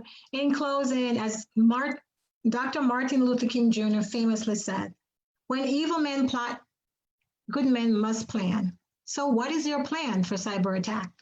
So we're hoping today that this presentation has given you guys some insights in how to put these practice and preventative measures into place so that they will be useful to you and not just your business, but to you and your family, and also to protecting your kids. Again, my name is Angela Hale with ACCH Insurance Agency. Thank you so much for joining us today. And I also want to thank all our guests and the panelists, and also Alston Group. And I'd like to extend a great thank you to Mr. Clan Hale with CED Inspector for being here with us today. And he would like to give a closing remark. Thank you guys, and enjoy the rest of your day. Thank you, and have a good afternoon. And again, if you guys do have any need for also online internet access setups in regards to setting up any protective software setups, please reach out to me. As just as a personal assistance, I can help you guys, because I know we are all working together as a business group as a whole. And if you do need any reference in regards to home inspections, please do not hesitate to reach out to us. You can find us on the web at CED Inspections. Right there, we have our contact, and you can always just drop us a line to let us know if you have any questions about any form of inspections you may need done. Thank you so much. Have a great afternoon.